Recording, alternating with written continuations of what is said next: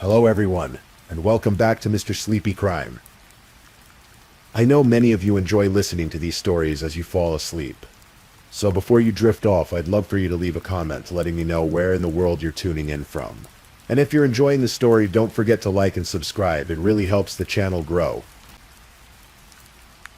Before we begin, I want to acknowledge that these stories involve real people and real tragedies. We tell them not for entertainment, but to remember the victims and perhaps help others recognize the warning signs that could prevent similar tragedies.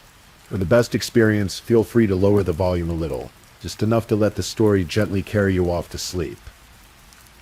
Alright, please get comfortable, dim the lights, and let's dive into tonight's first story. Tonight, we're going to explore a case that unfolded on what should have been the most romantic day of the year. It's a story about a young mother, an immigrant chasing the American dream, and a relationship that turned deadly. This is the story of Ellie Tran. Ellie Miziane Tran was born and raised in Hue, Vietnam. One of 6 children in a close-knit family, the ancient city of Hue, with its imperial history and winding perfume river, had shaped her early years. But like many young Vietnamese, Ellie dreamed of opportunities beyond her homeland. About 10 years before her death, she made the journey to North Carolina after marrying a Vietnamese-American man. The marriage didn't last, and after the divorce, Ellie found herself starting over once again. She moved to Virginia Beach, a coastal city where the Atlantic Ocean meets the Chesapeake Bay, a place known for its military presence and thriving Vietnamese community. Ellie was a survivor, a woman who knew how to rebuild. She found work as a manicurist, a profession that allowed her to use her skills while connecting with people.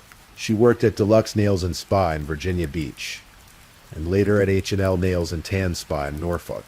The work was hard, the hours long, but Ellie was determined to create a stable life. Then, in the spring of 2014, something wonderful happened. Ellie discovered she was pregnant. Her parents, Uani Letz and Kioan Tran, who were still living in Vietnam, made the decision that would change everything. They would leave their homeland and move to America to help their daughter raise the baby. For Uani Letz, a 64-year-old woman who had spent her entire life in Vietnam, this was no small sacrifice. But family came first. Ogan remembered those precious months before the birth, rubbing her daughter's growing belly with anticipation and joy. And when baby Jolie was born, she became the center of everyone's world. Ellie was a devoted mother. Her parents would later describe how she never tired of playing with Jolie, spending hours on the floor of their toy-covered living room, teaching her daughter colors, shapes, and the alphabet through developmental games. The little girl was her mother's world, and Ellie's face would light up whenever Jolie was near. As the primary earner for the household, while her father worked part-time in a restaurant kitchen, Ellie carried the weight of supporting not just her daughter, but her parents as well. But she never complained. This was the life she had chosen, the family she was determined to protect. The home they shared on Still Meadow Court in Virginia Beach was modest, but filled with love. It was near the intersection of Salem and Dam Neck roads, in a quiet neighborhood where Ellie felt her daughter could be safe. But there was a shadow hanging over this seemingly peaceful home. That shadow had a name: Joseph Vincent Merlino III. Joseph Merlino, who went by Joey, was 29 years old when he entered Ellie's life. He owned a cell phone repair business at the oceanfront section of Virginia Beach, renting space on Mediterranean Avenue. To outward appearances, he was a young entrepreneur trying to make his way in the world. The details of how Ellie and Joey met, or when their relationship began, remain unclear. Even Ellie's parents weren't entirely sure when the romance started. What they knew was that it existed, and that it resulted in the birth of their granddaughter, Jolie, in 2014. For a time, it seemed like things might work out. But by the spring of 2016, something had shifted. The relationship fractured, and Ellie and Joey went their separate ways. Except Joey Merlino wasn't ready to let go. After the breakup, Jolie primarily lived with her mother and grandparents, though she did visit her father. This arrangement wasn't enough for Merlino. By the time Ellie died, the former couple was embroiled in a bitter custody battle, with a court date scheduled for March 27. But the custody dispute was only part of the story. What Ellie's family began to realize was that she was afraid, deeply, genuinely afraid. In December 2016, something happened that should have been a warning of what was to come. Ellie was outside the nail salon where she worked when she was attacked. An assailant disguised as a woman approached her and threw a caustic substance in her face. The attacker then tried to inject her with something. Ellie managed to run back into the salon for help. She went to the hospital and reported the incident to police. To her coworkers and friends, she was convinced of one thing. The disguised attacker was Joey Merlino. Police collected security footage from a neighboring business, but no charges were filed at the time. The investigation seemed to stall, leaving Ellie in a state of heightened anxiety. She knew she was being targeted. She knew someone wanted to hurt her, and she was terrified it would happen again. That's when Ellie made a decision that would later prove crucial to the investigation. She had surveillance cameras installed around her home on Still Meadow Court. If someone came for her again, there would be evidence. There would be proof. She had no way of knowing that these cameras would capture her final moments. Tuesday, February 14th, 2017, Valentine's Day. A day meant for love, for romance, for celebration. For Ellie Tran, it would be the last day of her life. That day, Ellie took little Jolie on a walk around their neighborhood. It was a beautiful moment between mother and daughter, and they took a photo together. Neither of them knew it would be their last. The day passed as so many others had. Ellie went to work at the nail salon, her hands moving skillfully over her client's nails, making small talk and offering smiles even as worry gnawed at the back of her mind. As evening approached, Ellie headed home. Her mother, Oanule, was waiting for her. They had planned to eat dinner together, a simple family meal at the end of the day. It was around 8 o'clock in the evening when Ellie's car pulled into the driveway of the home on Still Meadow Court. The surveillance cameras she had installed were running, capturing everything in the growing darkness. Owen was in the kitchen when she heard something that made her blood run cold, her daughter's screams. Ellie had stepped out of her car and was walking toward the front door when a figure emerged from the shadows. The person moved quickly, purposefully, rushing up behind Ellie before she could react. The attack was swift and brutal. The assailant grabbed Ellie from behind and plunged something into her leg. On the surveillance footage, you could see Ellie's body react, see the moment she realized something terrible had happened. Olean rushed to the front door and found her daughter in the driveway, unable to walk, crying out in pain and fear. As Olean would later testify, Ellie managed to say something through her agony. "I don't know what Merlino stringed in my leg. It hurts so bad. It's numb, even in her pain." Even as her body was beginning to shut down, Ellie knew who had done this to her. Someone saw him too. After the attack, she looked across the street and saw a figure she recognized. Joey Merlino. Ellie managed to call 911 herself. On the recording, she could be heard saying, "Somebody shot me." But she was confused, disoriented. She didn't know exactly what had been done to her, only that something had pierced her leg and her body was failing. Within 15 minutes of the injection, Ellie became unconscious. Her condition deteriorated rapidly. She was rushed to Santara Princess Anne Hospital, where doctors worked desperately to save her life. But whatever had been injected into Ellie's leg was already coursing through her system, shutting down her vital functions one by one. By midnight, doctors had devastating news. Ellie was brain dead. She held on for one more day, her body sustained by machines, while her parents and daughter tried to comprehend the incomprehensible. Little Jolie, just 2.5 years old, saw her mother lying there in terror and pain, an image no child should ever have to witness. On Wednesday, February 15th, 2017, Ellie Tran died. She was 35 years old. The medical examiner would later confirm what investigators already suspected. She had been poisoned with cyanide. Cyanide is one of the most lethal substances known to man. It works by preventing cells from using oxygen, essentially suffocating the body from the inside out. In high enough doses, it can kill within minutes. Ellie had been injected with enough to ensure she wouldn't survive. The day after Ellie's death, on Thursday, February 16th, police arrested Joseph Vincent Merlino III. He was 29 years old and was charged with second-degree murder. He was held without bond in the Virginia Beach jail. The evidence against him seemed overwhelming from the start. There was the surveillance footage showing the attack. There was Elaine Lane's testimony that she saw Merlino across the street moments after her daughter was attacked. There was a longtime neighbor of Merlino's who also identified him as the assailant seen on the video. But Merlino's attorney, Richard Dumar, had a different story to tell. According to the defense, Joey Merlino couldn't have committed this crime because he wasn't even in Virginia Beach at the time. Dumar claimed that Merlino had left Virginia Beach on Sunday, February 12th, 2 days before the attack. He had driven to Victoria, Virginia, about 2.5 to 3 hours away, to visit his mother and half-brother, Alexander Armstrong. On the way there, Merlino had hit a deer with his car, causing damage that left the vehicle overheated and barely functional. According to this version of events, Merlino was stranded in Victoria, unable to make the drive back to Virginia Beach. He was at his brother's house when Ellie was attacked, and witnesses could confirm it.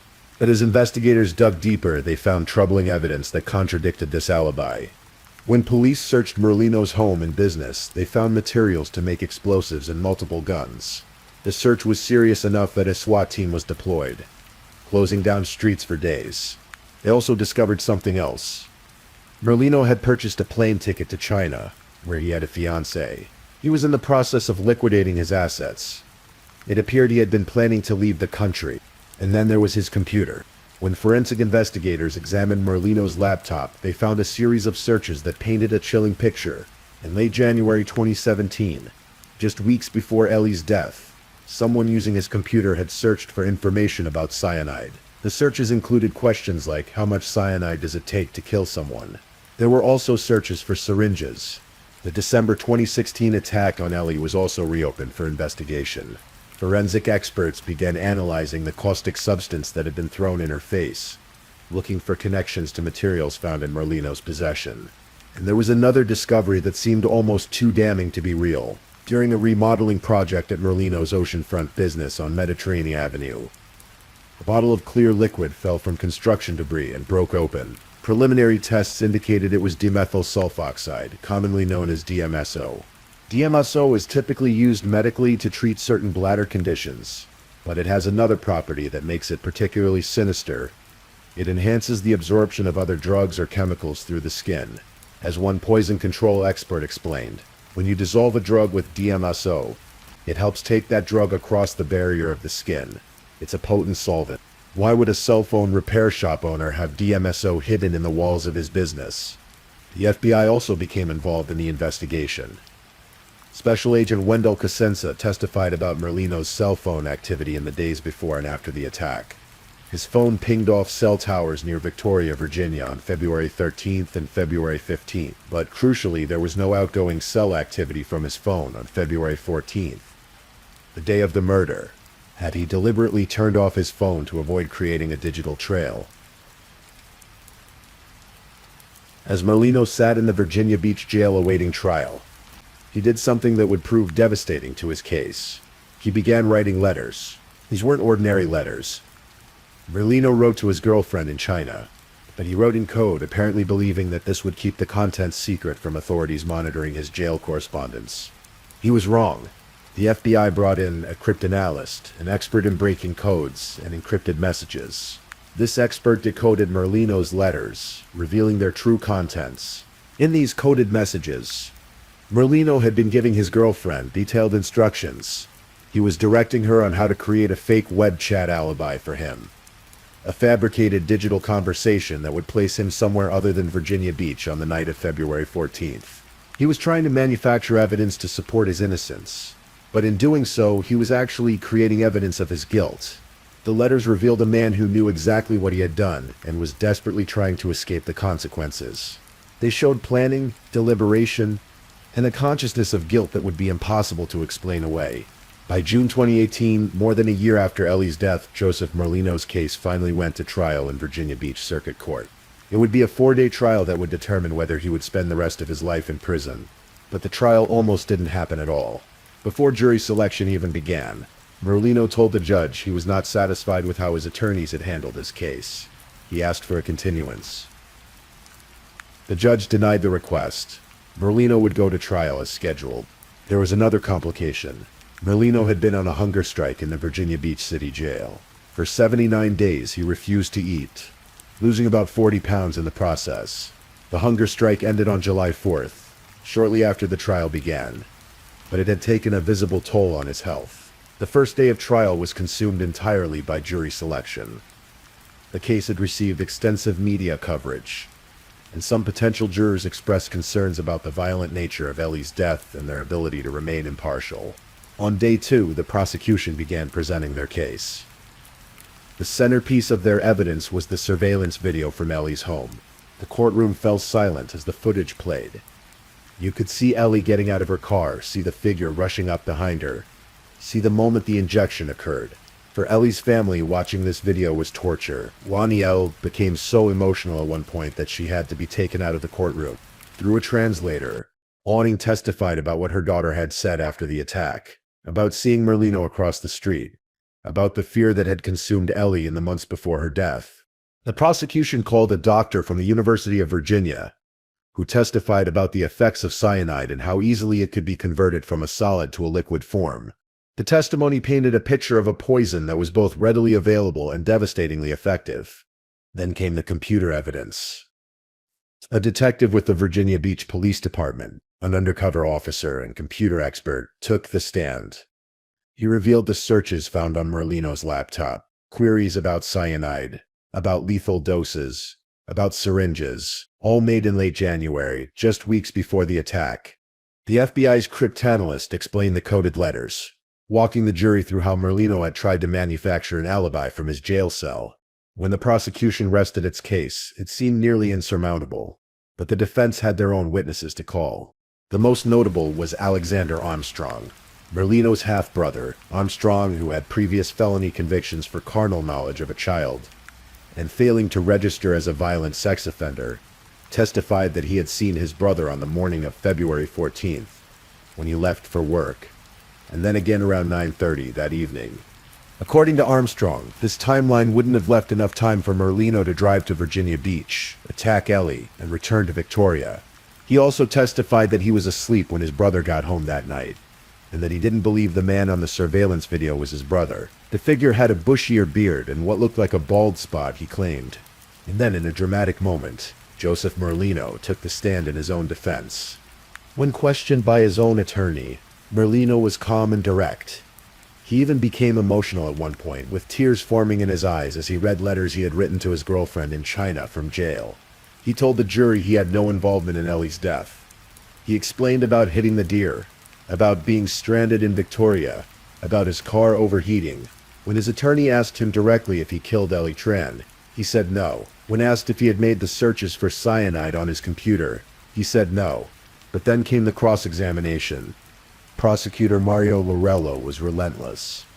His calm demeanor changed immediately, and there were several heated exchanges between the prosecutor and Merlino.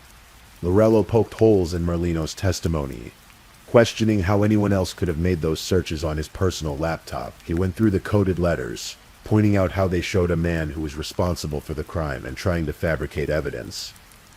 When Lorello played the surveillance video again during his closing statement, he addressed Armstrong's claim about the bald spot. He showed the jury that it wasn't a bald spot at all, but a glare on the video. As the footage played, you could see the spot move away from the assailant's head. Lorello argued that Merlino had purposely worn a reflective vest during the attack, knowing it would create a glare and distort the camera's resolution. It was yet another sign of premeditation. At the end of his argument, Lorello displayed a photo of a smiling Ellie on an overhead projector. He looked at the jury and said, "This defendant murdered her in a vicious, horrible way. Be her voice because she doesn't have one anymore." On Friday, June 22nd, 2018, after 1.5 hours of deliberations, the jury returned with their verdict: guilty of first-degree murder. Merlino shook his head slightly when the verdict was read, but otherwise showed no reaction. His mother, who had attended all of his court appearances, was not in the courtroom. Ellie's family and friends teared up and hugged prosecutors afterward. After more than a year of waiting, there was finally a measure of justice. The following Monday, the same jury reconvened to decide Merlino's sentence. They spent only about 15 minutes deliberating before recommending the maximum punishment: life in prison and a $100,000 fine. During the sentencing phase, Ellie's older sister Phi Tran, who had traveled from Vietnam, delivered emotional testimony. She wept as she told the jury how her family had been devastated by her sister's murder. One of the most difficult parts, she explained, had been trying to answer the questions posed by Ellie's now 3.5-year-old daughter, Jolie.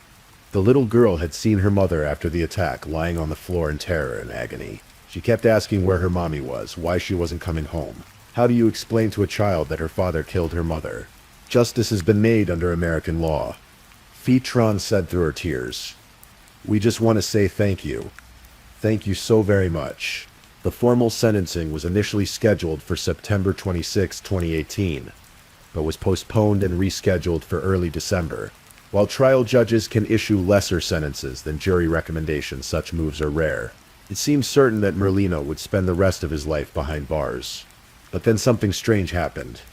On Wednesday, December 5th, 2018, Joseph Merlino was scheduled to be formally sentenced. Just 1 week earlier, he had given an interview to local media from jail, appearing to be in good health and spirits. He said he was focused on his appeal and believed he would get a new trial. From what I'm reading, it should be an automatic reversal, he had said confidently. He told reporters he had no reason to kill Ellie. We weren't divorced or anything like that.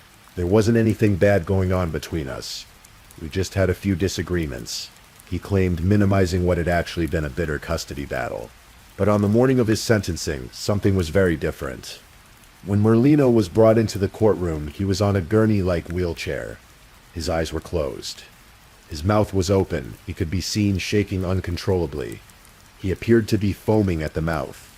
A jail deputy testified that Merlino had begun showing symptoms of an illness around 8 o'clock that morning, about an hour and a half before the sentencing was scheduled to begin. This came out of nowhere. Assistant Commonwealth's Attorney Mario Lorello said, "The judge called for a doctor to examine Merlino." The Commonwealth attorney asked a pointed question. Was Merlino malingering? Was he exaggerating or feigning an illness in order to escape the sentencing? The jail spokesperson, Kathy Hyatt, noted that Merlino hadn't been on meal monitoring for quite some time, suggesting he wasn't on a hunger strike. She also stated that institution officials had no knowledge of any previous medical conditions that could have explained what they were witnessing. After seeing Merlino's condition and consulting with medical personnel, the judge decided to continue the sentencing hearing. It was postponed to Monday, December 10th. For those who had been following the case, the timing seemed suspicious. After maintaining his health and confidence right up until the day of sentencing, Merlino suddenly suffered from mysterious symptoms that left him seemingly unresponsive. Was this a genuine medical emergency or a final attempt to delay the inevitable?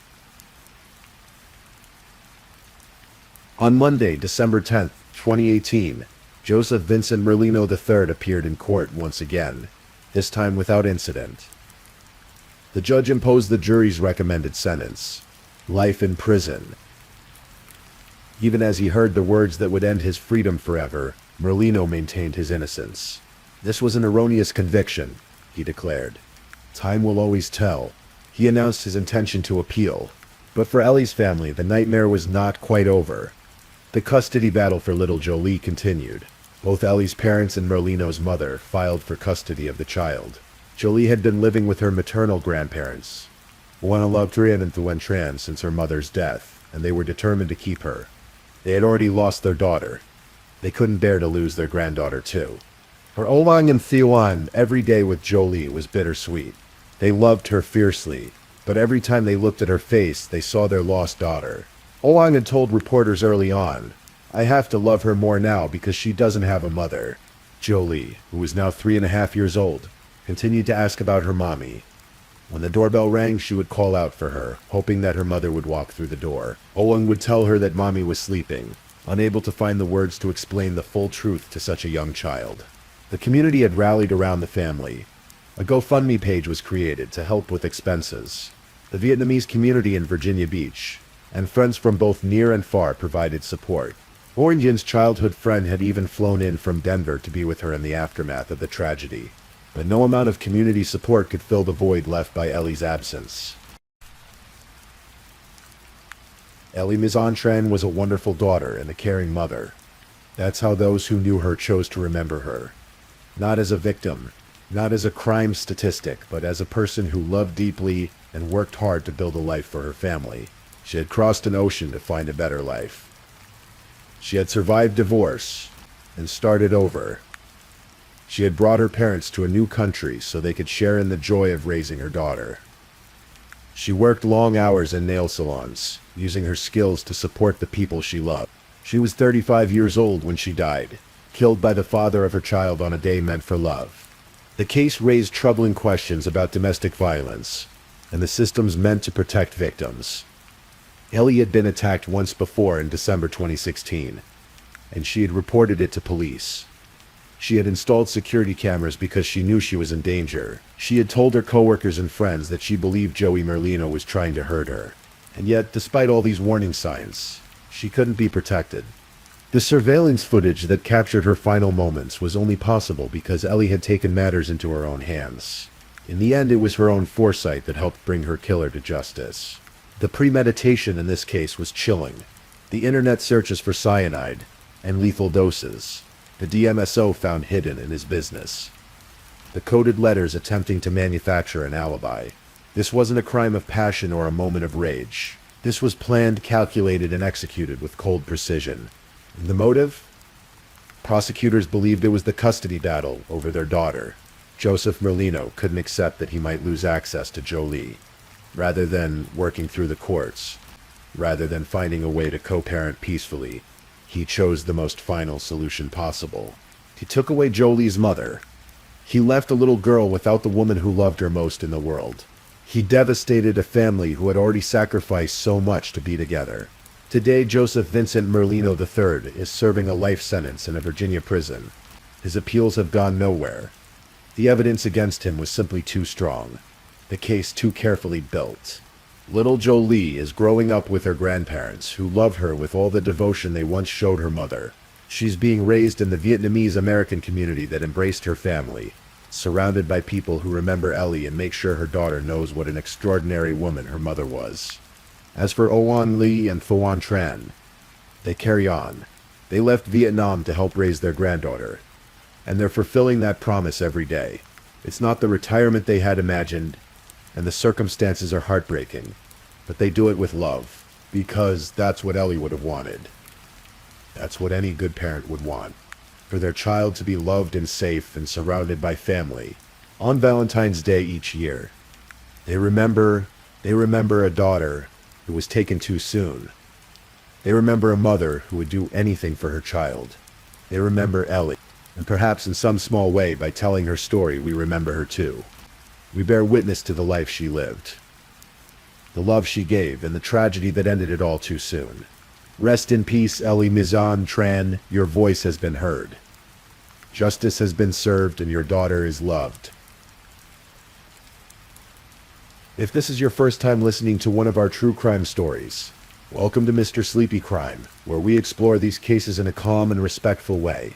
I also want to take a moment to appreciate my amazing subscribers who've been rocking with me. Thank you so much for your continued support. If you're still awake and listening, don't forget to drop a comment. Let me know where you're tuning in from and the current time in your corner of the world. Or just say something to let me know you're still here. And if you haven't already, be sure to like this video and subscribe so you don't miss our next true crime stories for sleep. Now let's move on to our second story. Story 2.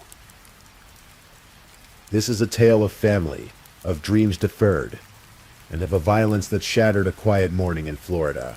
It's a story that reminds us how the people we think we know can harbor darkness we never imagined. This is the story of Richard Langer.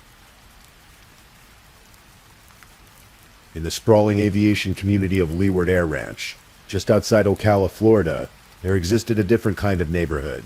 Here, homes weren't separated by white picket fences and manicured lawns. Instead, they were connected by a 6,000-foot grass runway that stretched like a ribbon of green through the heart of the community.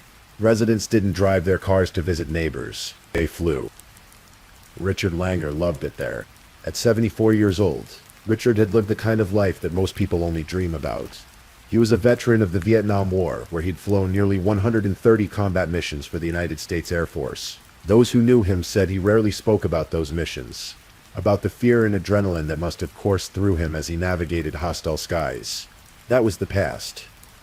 Richard was humble like that. He didn't need to boast. His service spoke for itself.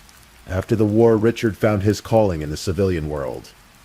He became a commercial airline pilot for Southwest Airlines, spending decades in the cockpit, transporting thousands of passengers safely to their destinations. But even in retirement, Richard couldn't stay away from aviation. He participated in something called Angel Flights, a charitable program where volunteer pilots fly doctors, patients, or organs to critical medical appointments. It was Richard's way of giving back, of using his skills to help others in their most desperate moments. His neighbors at Leeward Air Ranch jokingly called him Commander. He was part of a local aviation group, a humble squadron, named after him following his death. They flew Chinese warbirds, practiced formation flying, and kept the spirit of aviation history alive. Richard was beloved there, a fixture in the community, always ready with advice or a helping hand. He and his wife Sally had been married for 52 years. Think about that for a moment. 5 decades of partnership, of shared dreams and memories. Together, they'd raised 9 children. 9. Their family had grown to include 18 grandchildren. The home at Leeward Air Ranch was supposed to be their retirement haven, the place where they'd grow old together, where grandchildren would visit and Richard would take them up in his plane, showing them the world from above. But in September 2022, all of those dreams came crashing down. Christina Ann Adams was the youngest of Richard and Sally's 9 children. At 30 years old in 2022, Christina was at a point in life where most people are finding their footing, building careers, starting families of their own. But Christina's path had been different. She was married to a woman named Brenda, whom she'd met in 2021. They'd married quickly, within a year of meeting. But even in marriage, something wasn't quite right. Christina and Brenda didn't live together. They maintained separate residences. Christina lived in a converted studio apartment on her parents' property at Leeward Air Ranch. It wasn't the main house where Richard and Sally lived. It was described as being just off the main residence, close enough to be connected, far enough to have some independence. It was supposed to be temporary. A place for Christina to get back on her feet, to figure out her next steps. But temporary arrangements have a way of becoming permanent. And in the Langer household, tension was building. We don't know all the details of Christina's relationship with her father. What we do know is that prosecutors would later describe it as strained. There was tension between them. Perhaps it was the natural friction that can occur when adult children live with their parents. Perhaps it was something deeper. Christina would later tell police that she'd suffered abuse in her past and struggled with what she called an undiagnosed mental health disorder. Whether these issues contributed to the tension with her father, we may never fully understand. What we do know is that a few months before September 2022, Richard told Christina that she would need to move out. Another sibling needed the space, he explained. It was time for Christina to find her own place. These conversations likely happened multiple times over those months. The kind of difficult discussions that happen in families when boundaries need to be established, when parents need to push their adult children toward independence. Now, Christina didn't take it well. Friday morning, September 16, 2022, began like any other at the Langer residence. The sun rose over the grass runway at Leeward Air Ranch. Planes sat quietly in hangars, waiting for their owners to take them into the Florida sky. Inside the main house, Richard Langer was at his computer, his back to the door. It was approximately 8 in the morning. What happened next would shatter the peace of that Friday morning and change the Langer family forever. According to Christina's later confession to police, the events unfolded with chilling deliberation. This wasn't a sudden outburst of rage. This was planned. That morning, Richard told Christina that she needed to be out by the next day, not in a few weeks, not gradually, tomorrow. Christina went back to her studio apartment. She put on dark clothing. She pulled on gloves and shoe covers, the kind that leave no trace. She picked up what she would later describe as a taser pen and a large knife, 9 inches long. Then she walked back to the main house. Richard was still at his computer. His back was still to the door. He never saw her coming. Christina said she shocked him first with the taser pen. Imagine the confusion, the sudden pain, the disorientation. Richard turned, and that's when she stabbed him in the arm. Before he could fully process what was happening, his youngest daughter, the child he'd raised and protected, was attacking him with a knife. Sally heard the commotion. Of course she did. When you've been married to someone for 52 years, you know the sounds of their voice, their movements.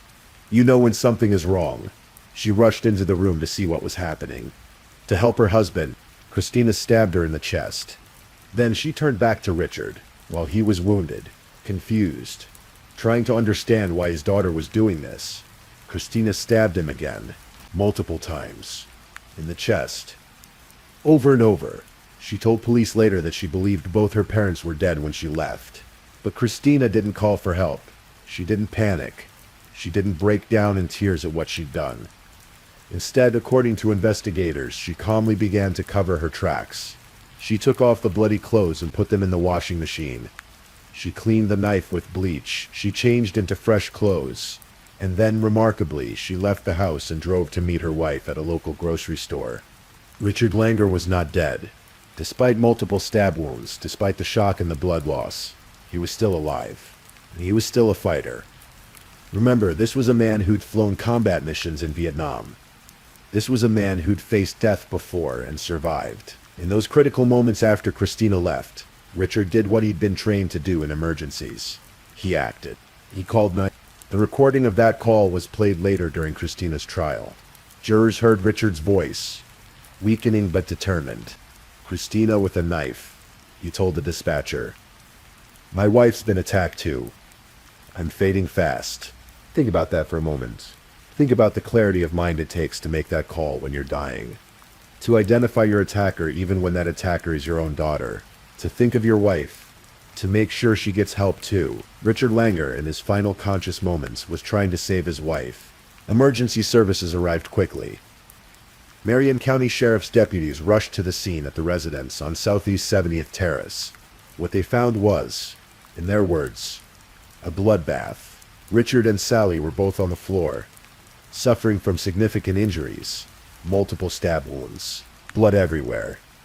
And Richard, still clinging to consciousness, identified his attacker to the sergeant rendering aid.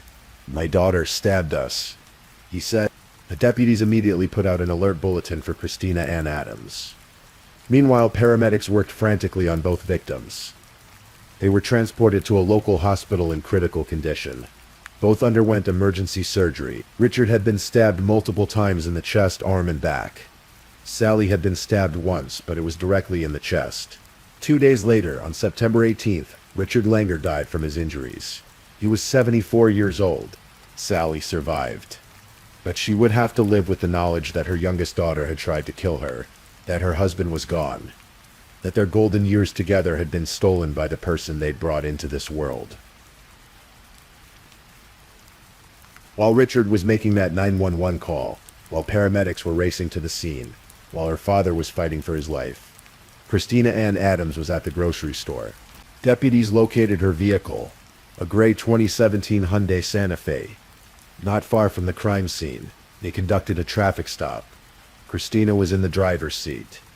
Her wife Brenda was in the passenger seat, completely unaware of what had happened. Both women were taken into custody for questioning. Brenda told detectives that she'd been running errands that morning. She'd finished up and met Christina at the grocery store, just as they'd planned. She said Christina seemed perfectly normal. Nothing was out of the ordinary. Christina hadn't mentioned any conflict, any argument, anything wrong at all. It was just another Friday morning, another shopping trip. But when detectives questioned Christina, her story didn't match up with her wife's accounts. At first she denied involvement. She told them she didn't know anything about the stabbing. But as the interview continued, as detectives presented the evidence, Christina's story began to change. Finally, she admitted it. Yes, she'd attacked her parents. She'd stabbed them both. She'd believed they were both dead. She hadn't tried to get medical attention for them. She hadn't called 911. She'd simply assumed they would die and began her cleanup operation.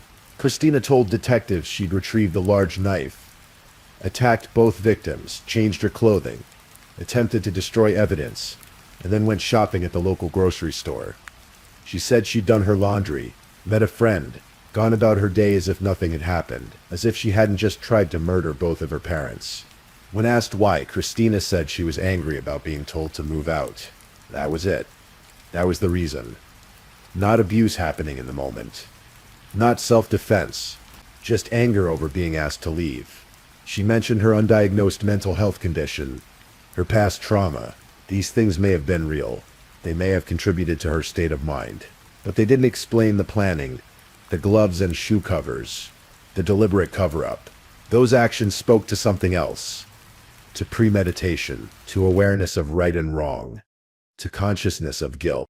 Christina was arrested and taken to Marion County Jail.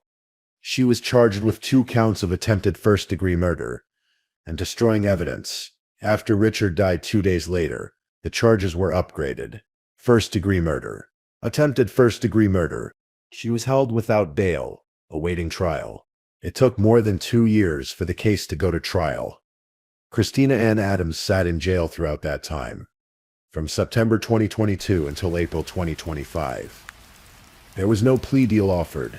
The state was moving forward with first-degree murder charges, seeking life in prison. On April 15th and 16th, 2025, the trial began. Jury selection took place on Monday.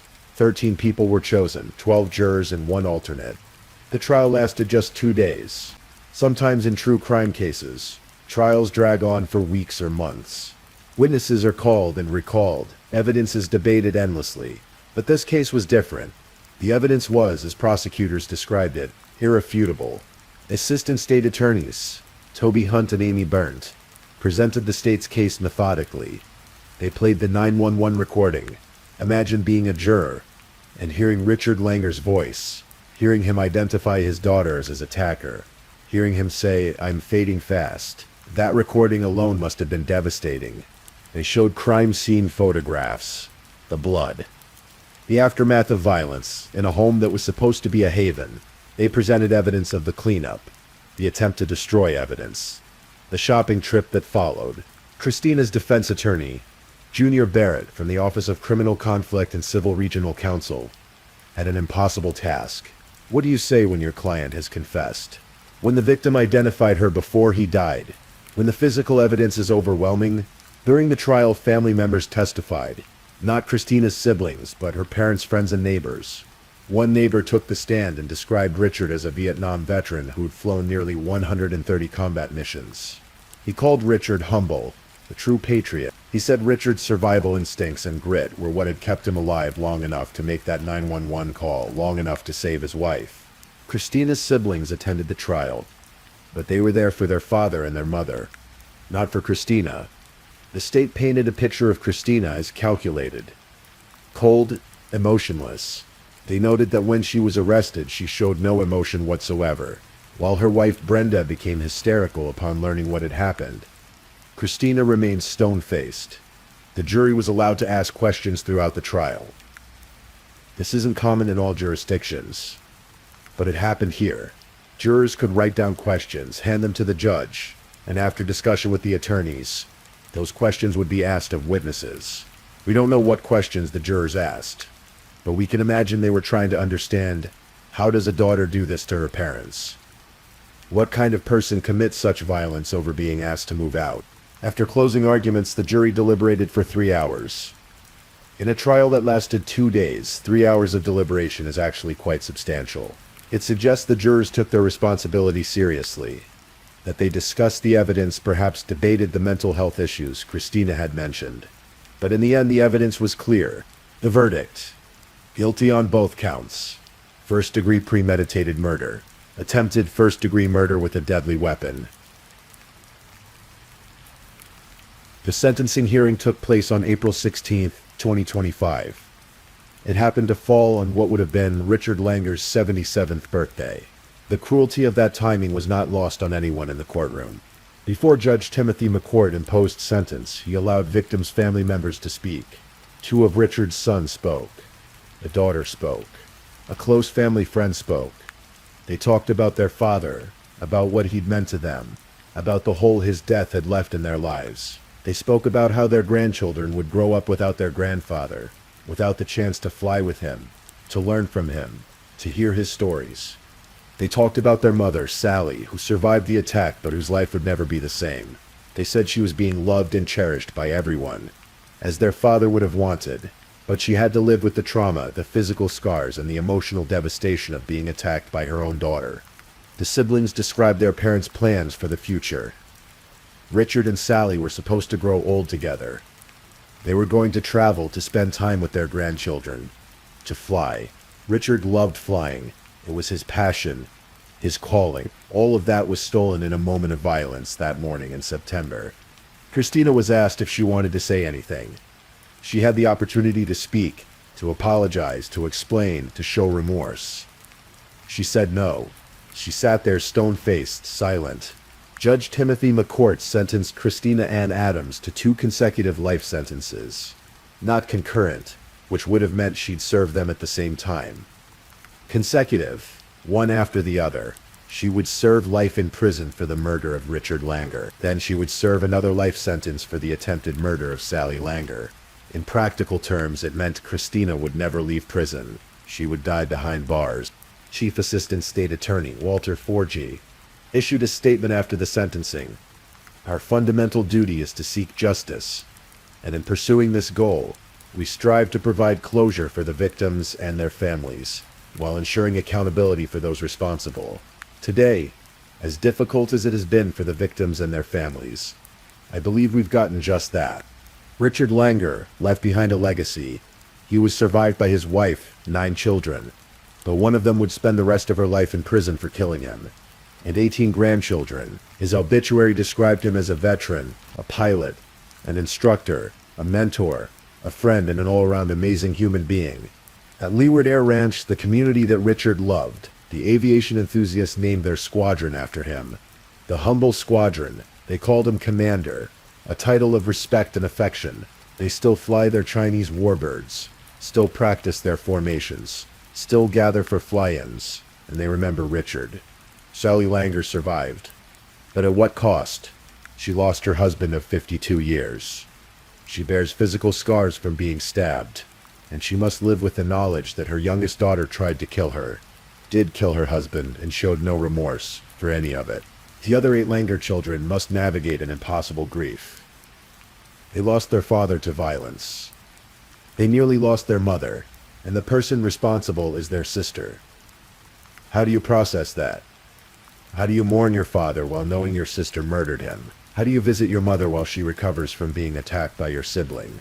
Christina Ann Adams is 33 years old now. She'll spend the rest of her life in a Florida State Correctional Facility. No more sunshine. No more freedom. No more possibility of redemption or rebuilding. Just decades of concrete and bars and the knowledge of what she's done. What possesses someone to commit such an act? That's the question we always ask in cases like this. Was it mental illness? Christina mentioned an undiagnosed condition, but mental illness doesn't automatically lead to violence. Most people struggling with mental health issues never harm anyone, and the planning involved here, the gloves and shoe covers, the cleanup, the shopping trip, all suggest someone who knew exactly what they were doing. Was it past trauma? Christina said she'd been abused. If true, that's terrible and deserving of compassion. But it doesn't justify violence. It doesn't excuse murder. Many people survive abuse and never become abusers themselves. Perhaps it was simply entitlement.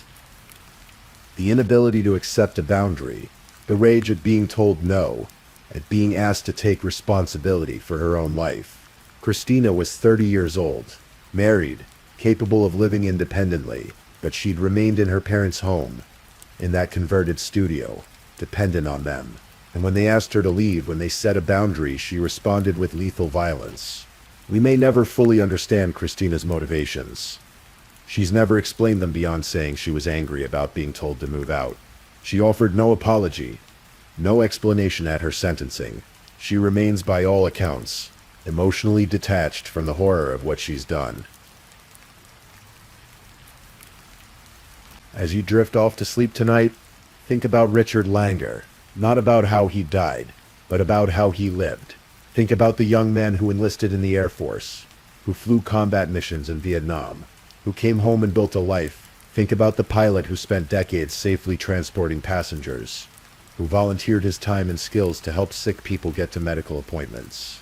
Think about the husband who loved his wife for 52 years, the father who raised 9 children, the grandfather who would have loved to take his grandchildren flying. Think about that morning in September when Richard's life was stolen from him. But think too about his courage in those final moments. Making that 911 call, identifying his attacker, trying to save his wife. Richard Langer died as he lived, as a man who faced danger head-on and tried to protect the people he loved. The case of Christina Ann Adams is closed. Justice, such as it is, has been served.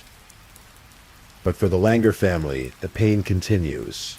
They're learning to live with a loss that should never have happened, with a betrayal that cuts deeper than any knife wound. In Ocala, Florida, at Leeward Air Ranch, planes still take off and land on that long grass runway. The humble squadron still flies. And somewhere in that community, Sally Langer lives on, surrounded by the memories of her life with Richard, by the love of her other children, by the support of neighbors and friends. She survived.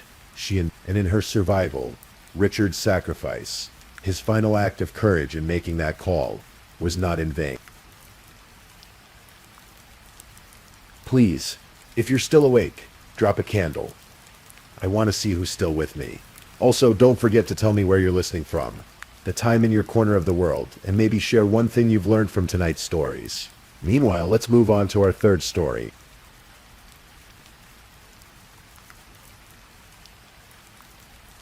Story 3.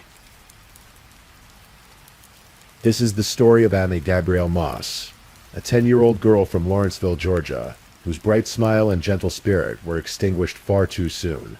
It's a story about systemic failures, missed opportunities, and the unthinkable cruelty that can exist behind closed doors. But more than anything, it's about remembering a child who deserved so much better than the hand life dealt her. April 23rd, 2003. That was the day Annie Gabrielle Moss entered the world in Georgia. From her very first breath, the odds seemed stacked against this little girl. Her biological mother struggled with addiction, a battle so consuming that shortly after Annie's birth, she made the painful decision to surrender her parental rights. Annie was one of 5 children her mother would ultimately give up, each one caught in the wake of addiction's devastating current. Custody of Imani went to her father, Iman Moss. By all early accounts, Iman tried to be present in his daughter's life. He took her to Freedom Christian Church regularly, where the congregation came to know the little girl with the infectious smile. Those who knew young Imani in those early years remember her as precious, a word that would come up again and again when people spoke about her. She had that quality some children possess, a light that made people smile when she entered a room. But darkness already lurked at the edges of Imani's young life.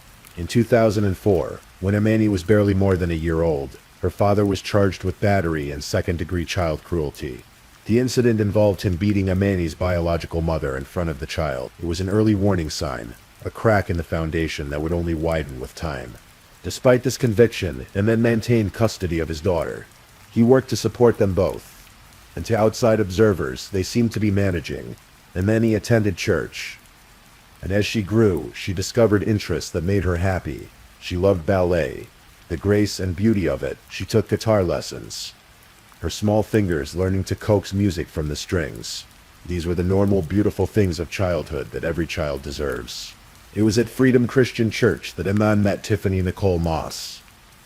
Born on July 20th, 1983, Tiffany worked as a preschool teacher. She had pursued education that would allow her to work with both children and the elderly, dual certifications that suggested someone who cared about vulnerable populations. When she and Iman began their relationship, it might have seemed like a blessing, another caring adult in Imani's life. The relationship progressed, and eventually Iman and Tiffany married. Imani, still quite young, found herself with a stepmother. At first, as these things often go, there might have been an adjustment period, a new family dynamic to navigate. Tiffany would later have 2 children of her own with Iman, giving Imani younger half-siblings. But beneath the surface of this blended family, something dark was taking root. March 2010, Imani was 6 years old, in first grade at her elementary school. On this particular day, she had received a bad report card. For most children, this might mean disappointment, perhaps being grounded or losing privileges. For Imani, it meant something much worse. She needed to see the school nurse that day, and when she did, the words that came from the 6-year-old's mouth were chilling. She told the nurse she was afraid to go home with her bad report card. Afraid because she worried her parents would hurt her. She specifically mentioned her stepmother, Tiffany, saying she had been spanked with a curtain rod. The nurse, trained to recognize signs of abuse, examined Imani more closely. What she found was horrifying. Imani's small body was covered in injuries. Multiple scabs, bruises, and welts marked her arms. back, chest, legs, and shoulders. This wasn't the result of one incident. These were layers of abuse, old injuries healing while new ones formed. The authorities were immediately contacted. Imani was taken to the police headquarters, away from her home and the people who had hurt her. Tiffany Moss was arrested and charged with first-degree child cruelty. During questioning, Tiffany admitted to hitting Imani. Her explanation: she had struck the child 3 times for failing to do her homework. Just 3 times, she said, as if minimizing the number could somehow justify the injuries that covered a 6-year-old's body. The evidence suggested the abuse had been far more extensive than 3 strikes. The case proceeded through the legal system, and here's where one of the most critical failures occurred. Tiffany Moss pleaded guilty to the child cruelty charge. The sentence: 5 years of probation under Georgia's first offender program. It was a plea deal signed by the Georgia Division of Family and Children's Services, the very agency tasked with protecting children like Imani. Part of this arrangement required both Tiffany and Emin to complete parenting classes. Once they did, the case against them was dismissed by DFCS. The system had given them a second chance, an opportunity to do better. More importantly, it had given Imani back to them. Immediately after the March 2010 incident, Imani was removed from her father and stepmother's home.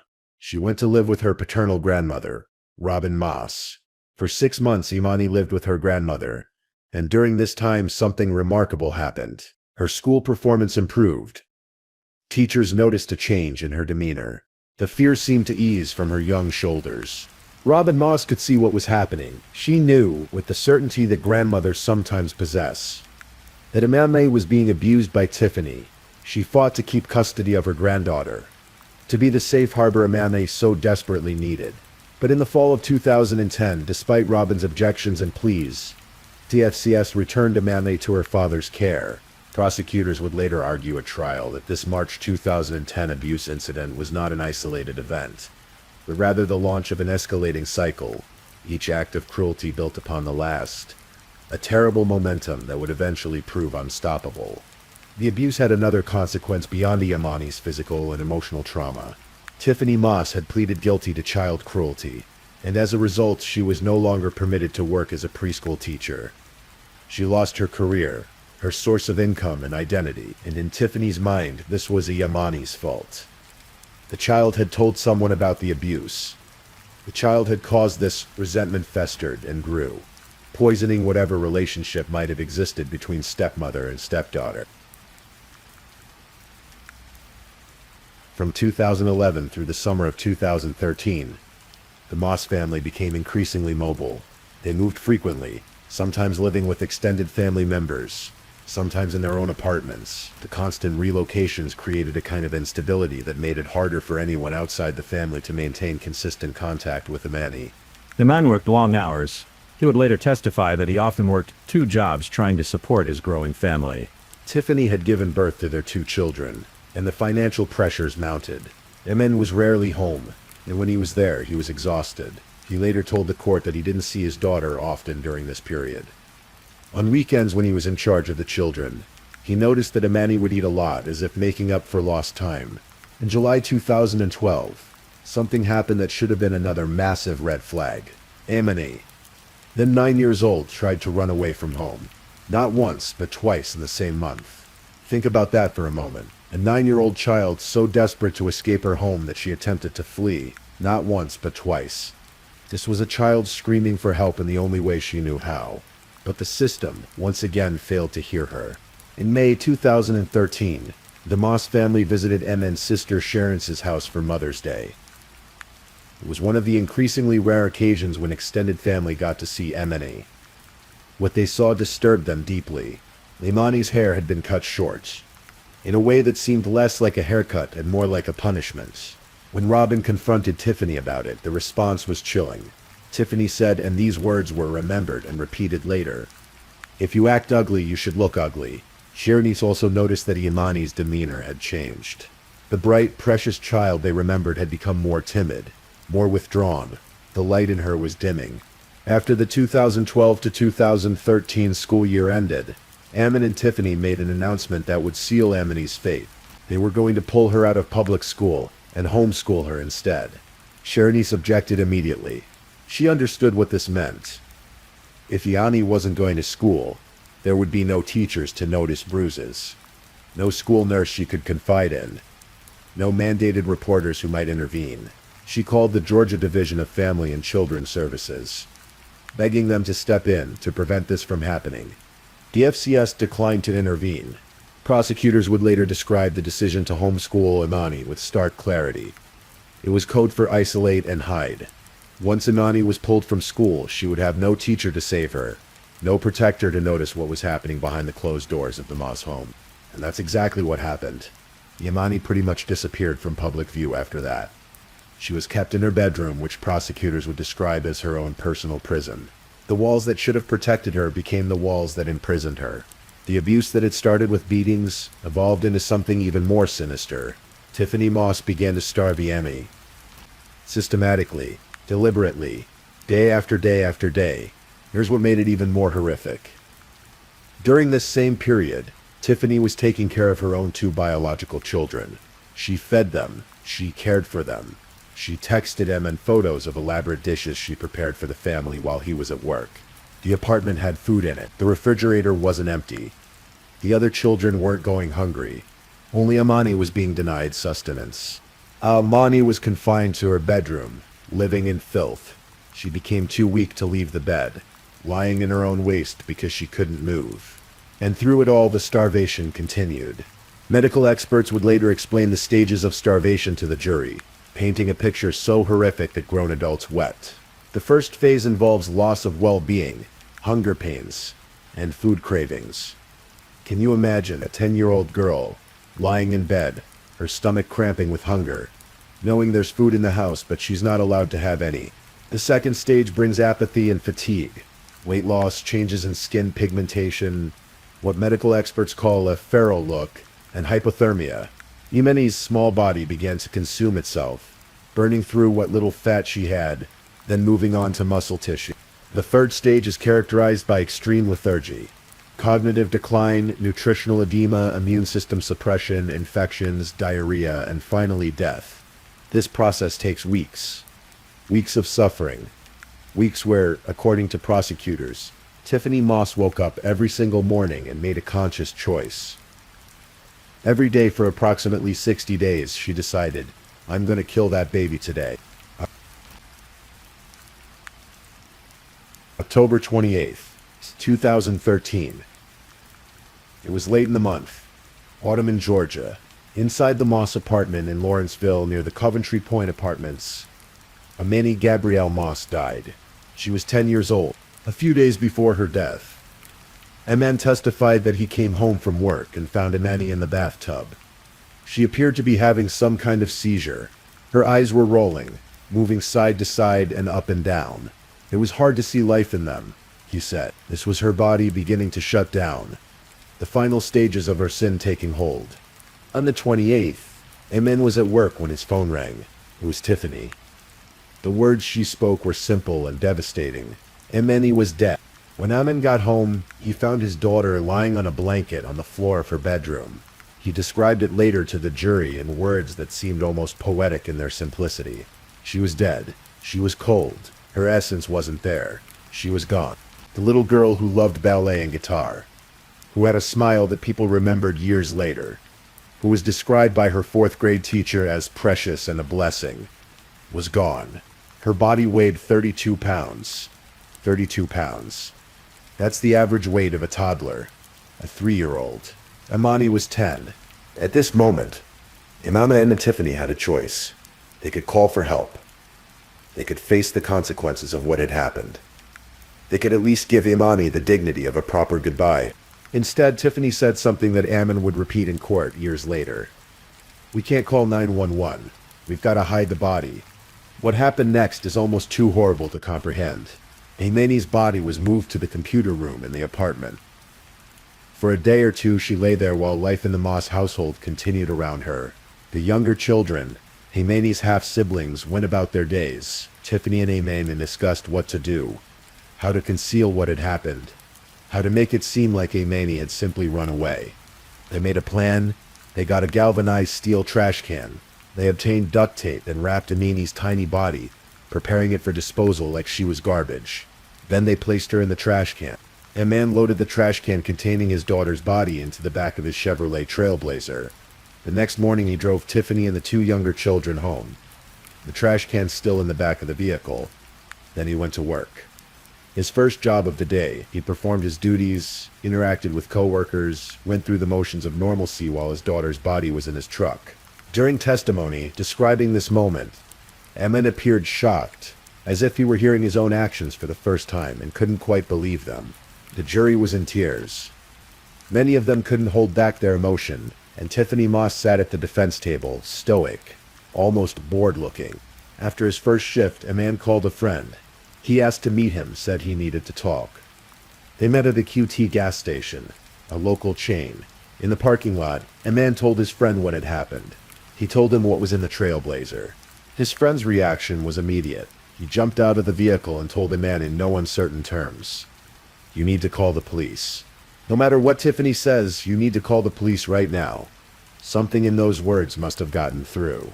He man drove home and told Tiffany he was going to call 911. Immediately, Tiffany gathered the two younger children and left, going to her mother's house. When police arrived at the apartment on November 2nd, 2013, Ammon told them a story. He claimed that Amani had drunk some chemicals and died. He said he had panicked, put her body in the trash can outside the apartment, and tried to cremate it. The officers found Amani's body in the trash can at the curb. It showed signs of burning, an attempt to destroy evidence.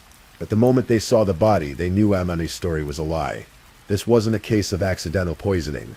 Amani's body told a story of long-term abuse and starvation. She was extremely emaciated, with no muscle tone left in her arms or legs. Her face was drawn. She was skin and bones. Literally. Ammon was arrested immediately. Tiffany, after dropping the children at her mother's house, eventually turned herself in. They were both charged with murder, concealing a body, and child cruelty. They were held without bond in the Gwinnett County Jail. In the aftermath of Amani's death, the investigation revealed a pattern of failures that should haunt everyone involved in child welfare. Just 4 months before Amani died, DFCS received an anonymous call. The caller reported that Amani was being neglected by her father and stepmother. Specifically, the caller mentioned that the child was too thin. This was a direct warning about the starvation that would ultimately kill her. According to a lawsuit later filed by Robin Moss, the agency did not follow up on this call. The case was screened out, with notes indicating no address and no current maltreatment. There was no indication that the caseworker made any effort to actually locate Imani.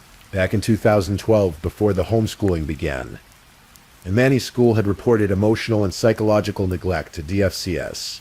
This was after Tiffany allegedly hit Imani with a belt for eating too slowly. Think about that, hitting a child for eating too slowly, a cruel irony given what would come later.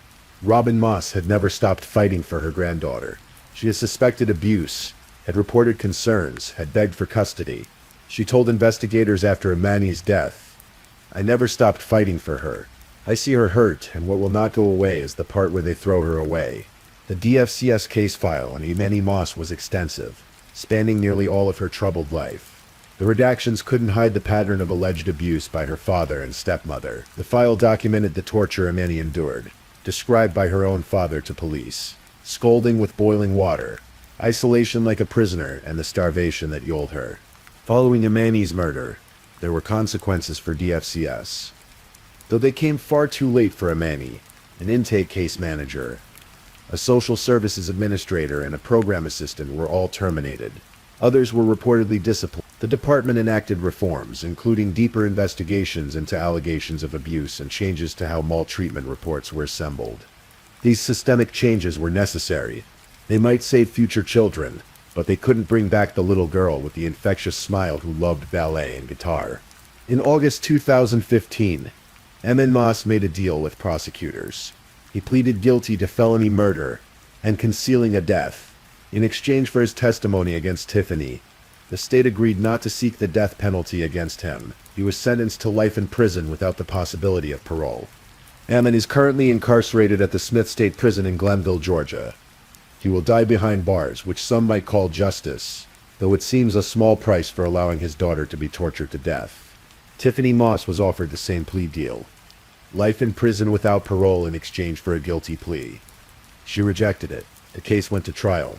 The trial began on April 15th, 2019, presided over by Judge George Hutchinson. And here's where the case took a bizarre turn that captured national attention. Tiffany Moss decided to represent herself in a capital murder case where she faced the death penalty.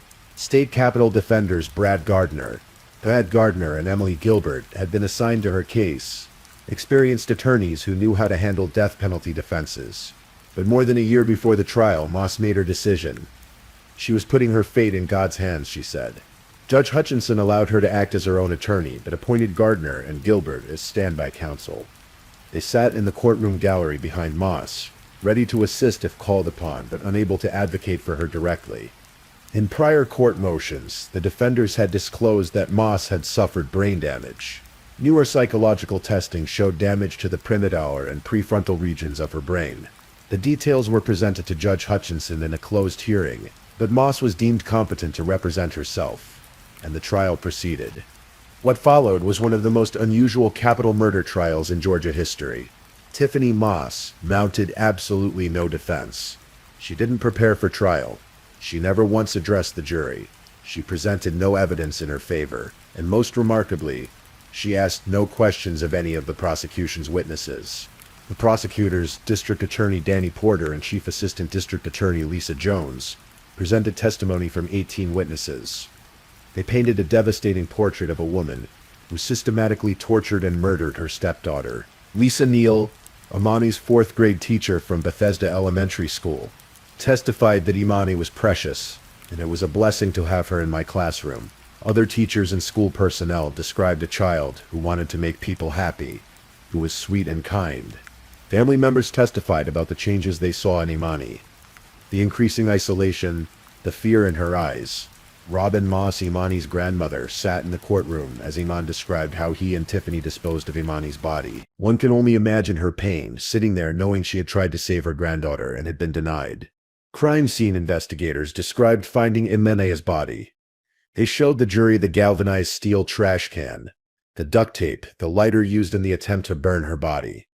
They displayed photographs of the room where Imani had starved to death. Medical examiner Dr. Michelle Stoffmerg provided expert testimony about Imani's death. She described the stages of starvation in clinical terms that somehow made the horror even more real. The autopsy photos showed Imani's emaciated body, and jurors silently cried as they viewed them. Some covered their faces. Others brought their hands to their mouths. One juror put his head in his hands.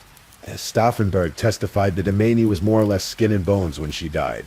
The cause of death was starvation, no doubt about it. And then there was Emmons' testimony. He took the stand wearing a green prison jumpsuit, his hands and feet shackled with chains that clanged as he walked across the courtroom.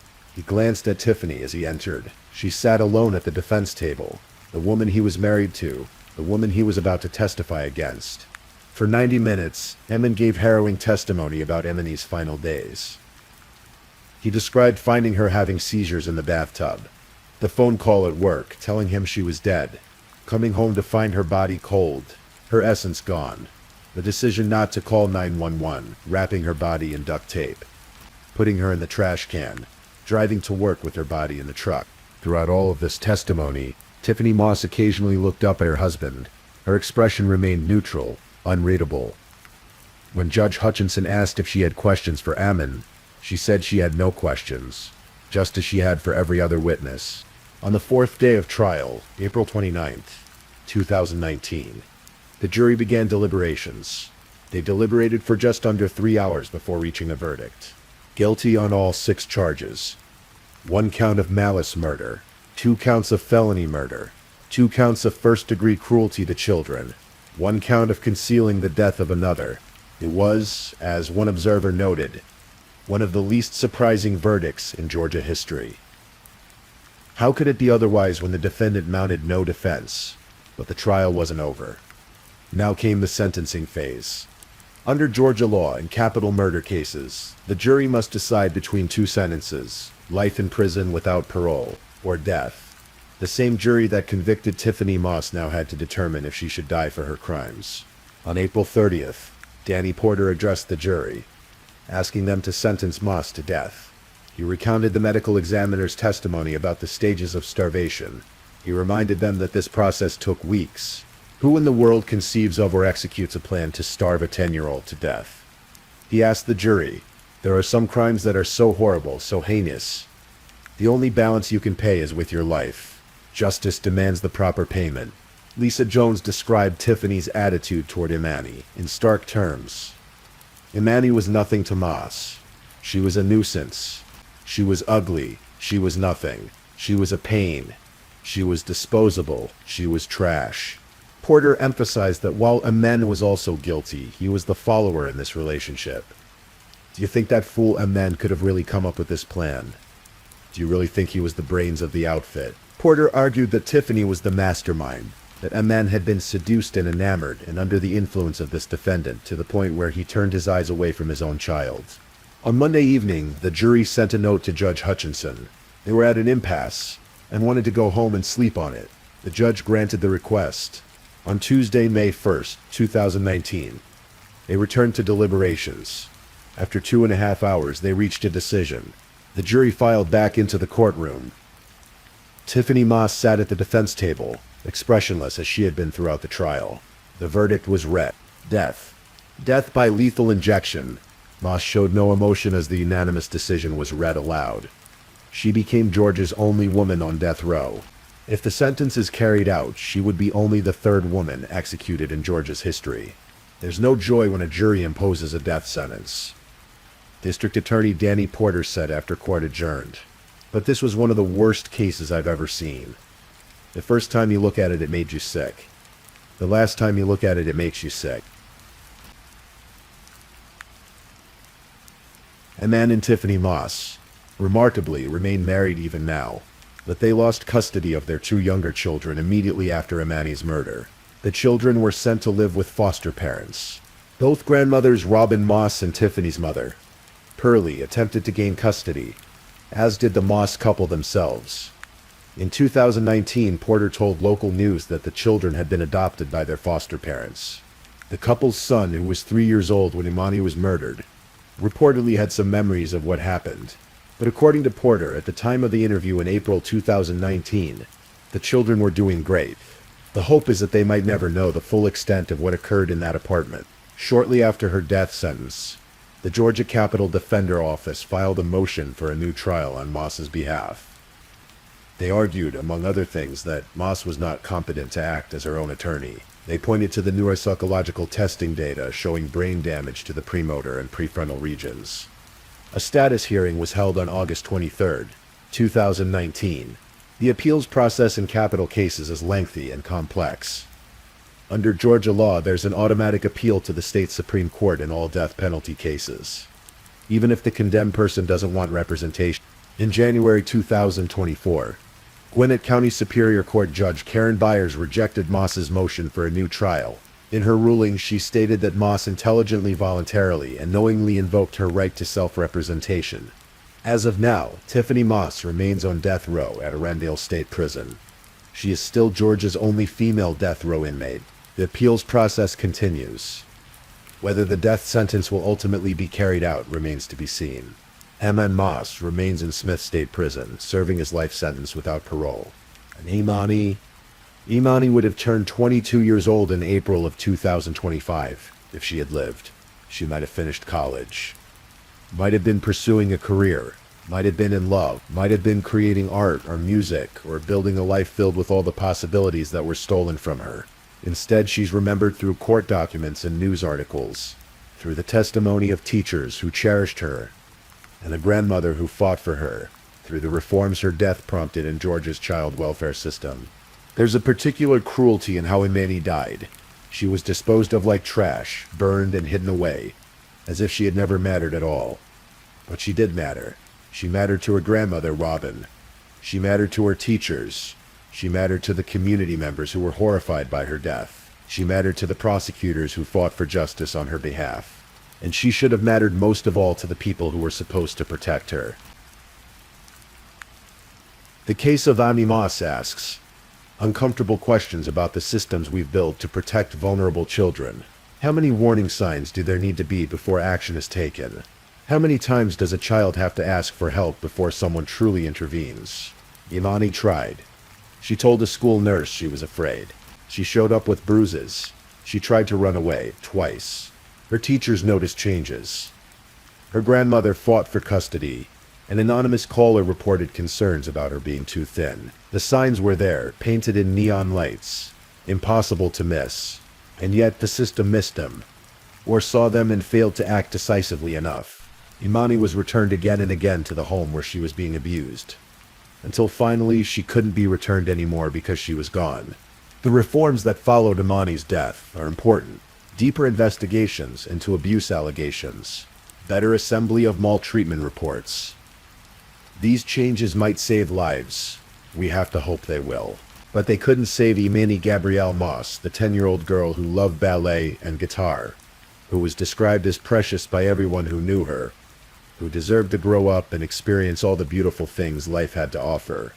Instead, she died alone, starved in a room that became her prison, failed by nearly every adult who should have protected her. Rest in peace, Imani. You deserved so much better. You mattered. You are remembered. So if you're still awake, I'd like to know which of tonight's stories gave you chills the most. Was it the first story, the second, or the third?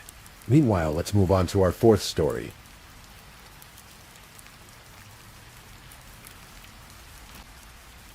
Story 4. In the quiet suburbs of Reynoldsburg, Ohio, just outside Columbus, February 19, 2024, began like any other winter Monday. The Tussing Place Apartments, a modest complex on Drew Heights Place, housed families going about their ordinary lives. Children had recently returned from school. Workers were coming home. But inside one particular apartment, something had been building for a very long time. Something that, according to those who loved him most, had been waiting to break for years. This is the story of Jihad Hughes. A 21-year-old man who, by all accounts, shouldn't have died that day. A man whose death would leave his family shattered in ways that seem almost impossible to comprehend. Because Jihad wasn't killed by a stranger. He wasn't killed in a random act of violence on the streets. He was killed by the person who brought him into this world. His mother.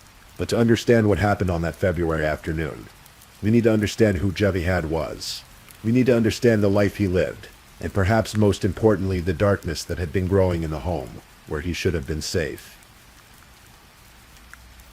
Jihad Hughes was, by every measure, a young man trying to build a life. Born to J.D. Hughes and LaQuandra Williams. He grew up with siblings in central Ohio. Those who knew him described him with consistent words. Quiet, respectable, nice. He was the kind of person who didn't demand attention, who spoke only when he had something meaningful to say. In 2021, Jihad graduated from Groveport Madison High School. It wasn't the end of his journey, but a beginning. The following year, in 2022, he made a decision that spoke to his character.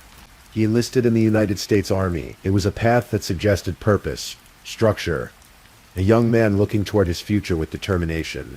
But Jihad's life wasn't defined solely by institutions or career paths. At his core, faith meant everything to him. He was a devoted member of God's Way Power of Love ministry, under the guidance of Pastor Nathaniel Johnson Sr.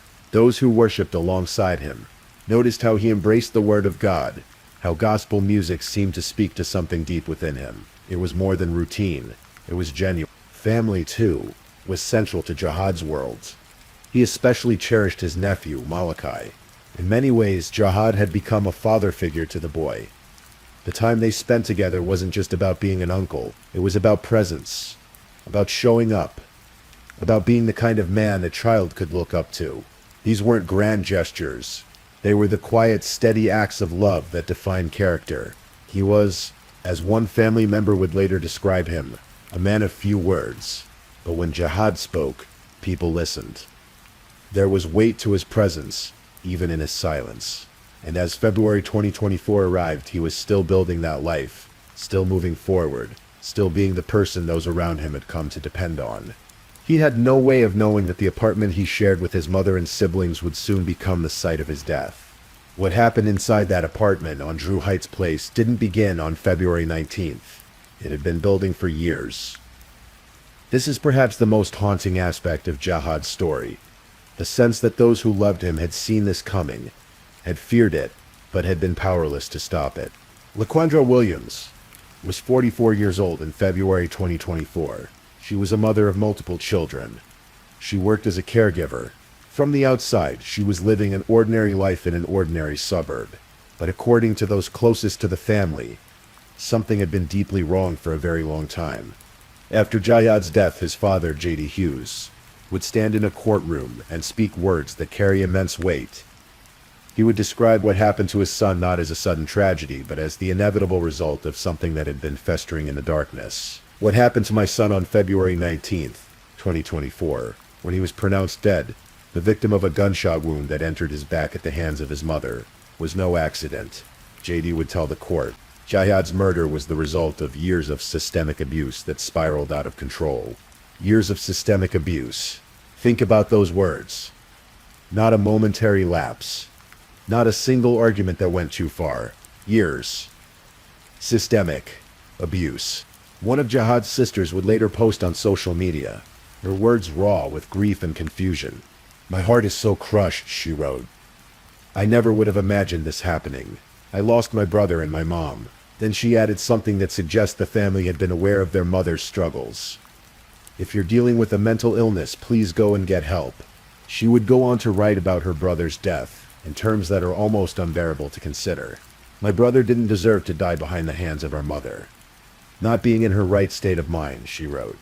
"But sometimes the devil, when you let him in, he takes over your mind, then body. And then this. He's a hero. He saved my sisters to no longer having to deal with this trauma. Finally, no more pain." These aren't the words of someone shocked by an isolated incident. These are the words of someone who had been living in fear, someone who understood that danger lived inside their home. Jihad's defense attorney Peter Scranton would later describe the case as different from any he'd encountered. "I cannot even begin to fathom what she's thinking and how she's feeling," he said of Laquandra Williams. "Here you have somebody who lost her son and he has siblings, so she feels bad for her children. She's upset.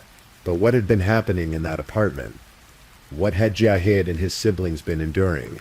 The full details remain locked within the family's private pain. What we know is that by February 2024, whatever had been building was about to reach its terrible conclusion. It was approximately 1:45 in the afternoon when the first call came into Columbus Police Dispatch. Shots fired. The Tussing Place Apartments, near Tussing Elementary School. Officers were dispatched immediately, but the horror had begun inside the apartment several minutes earlier. What started as an argument, the nature of which has never been publicly disclosed, had escalated with terrifying speed. According to witnesses who were present, Laquandra Williams grabbed a knife. Not to threaten, not to make a point, to use. She attempted to stab her son. Multiple witnesses would later tell police that they saw this happen, that they tried to intervene, tried to get the knife away from Williams. But it was Jihad himself who managed to disarm his mother, taking the weapon from her hands. Think about that moment. Your mother tries to stab you. You manage to take the knife away. The immediate danger seems to have passed. What would you do? Where would your mind go? For Jihad, the answer seems clear. He needed to leave. This was no longer safe. Whatever had been wrong for years had finally broken completely. But Williams wasn't done.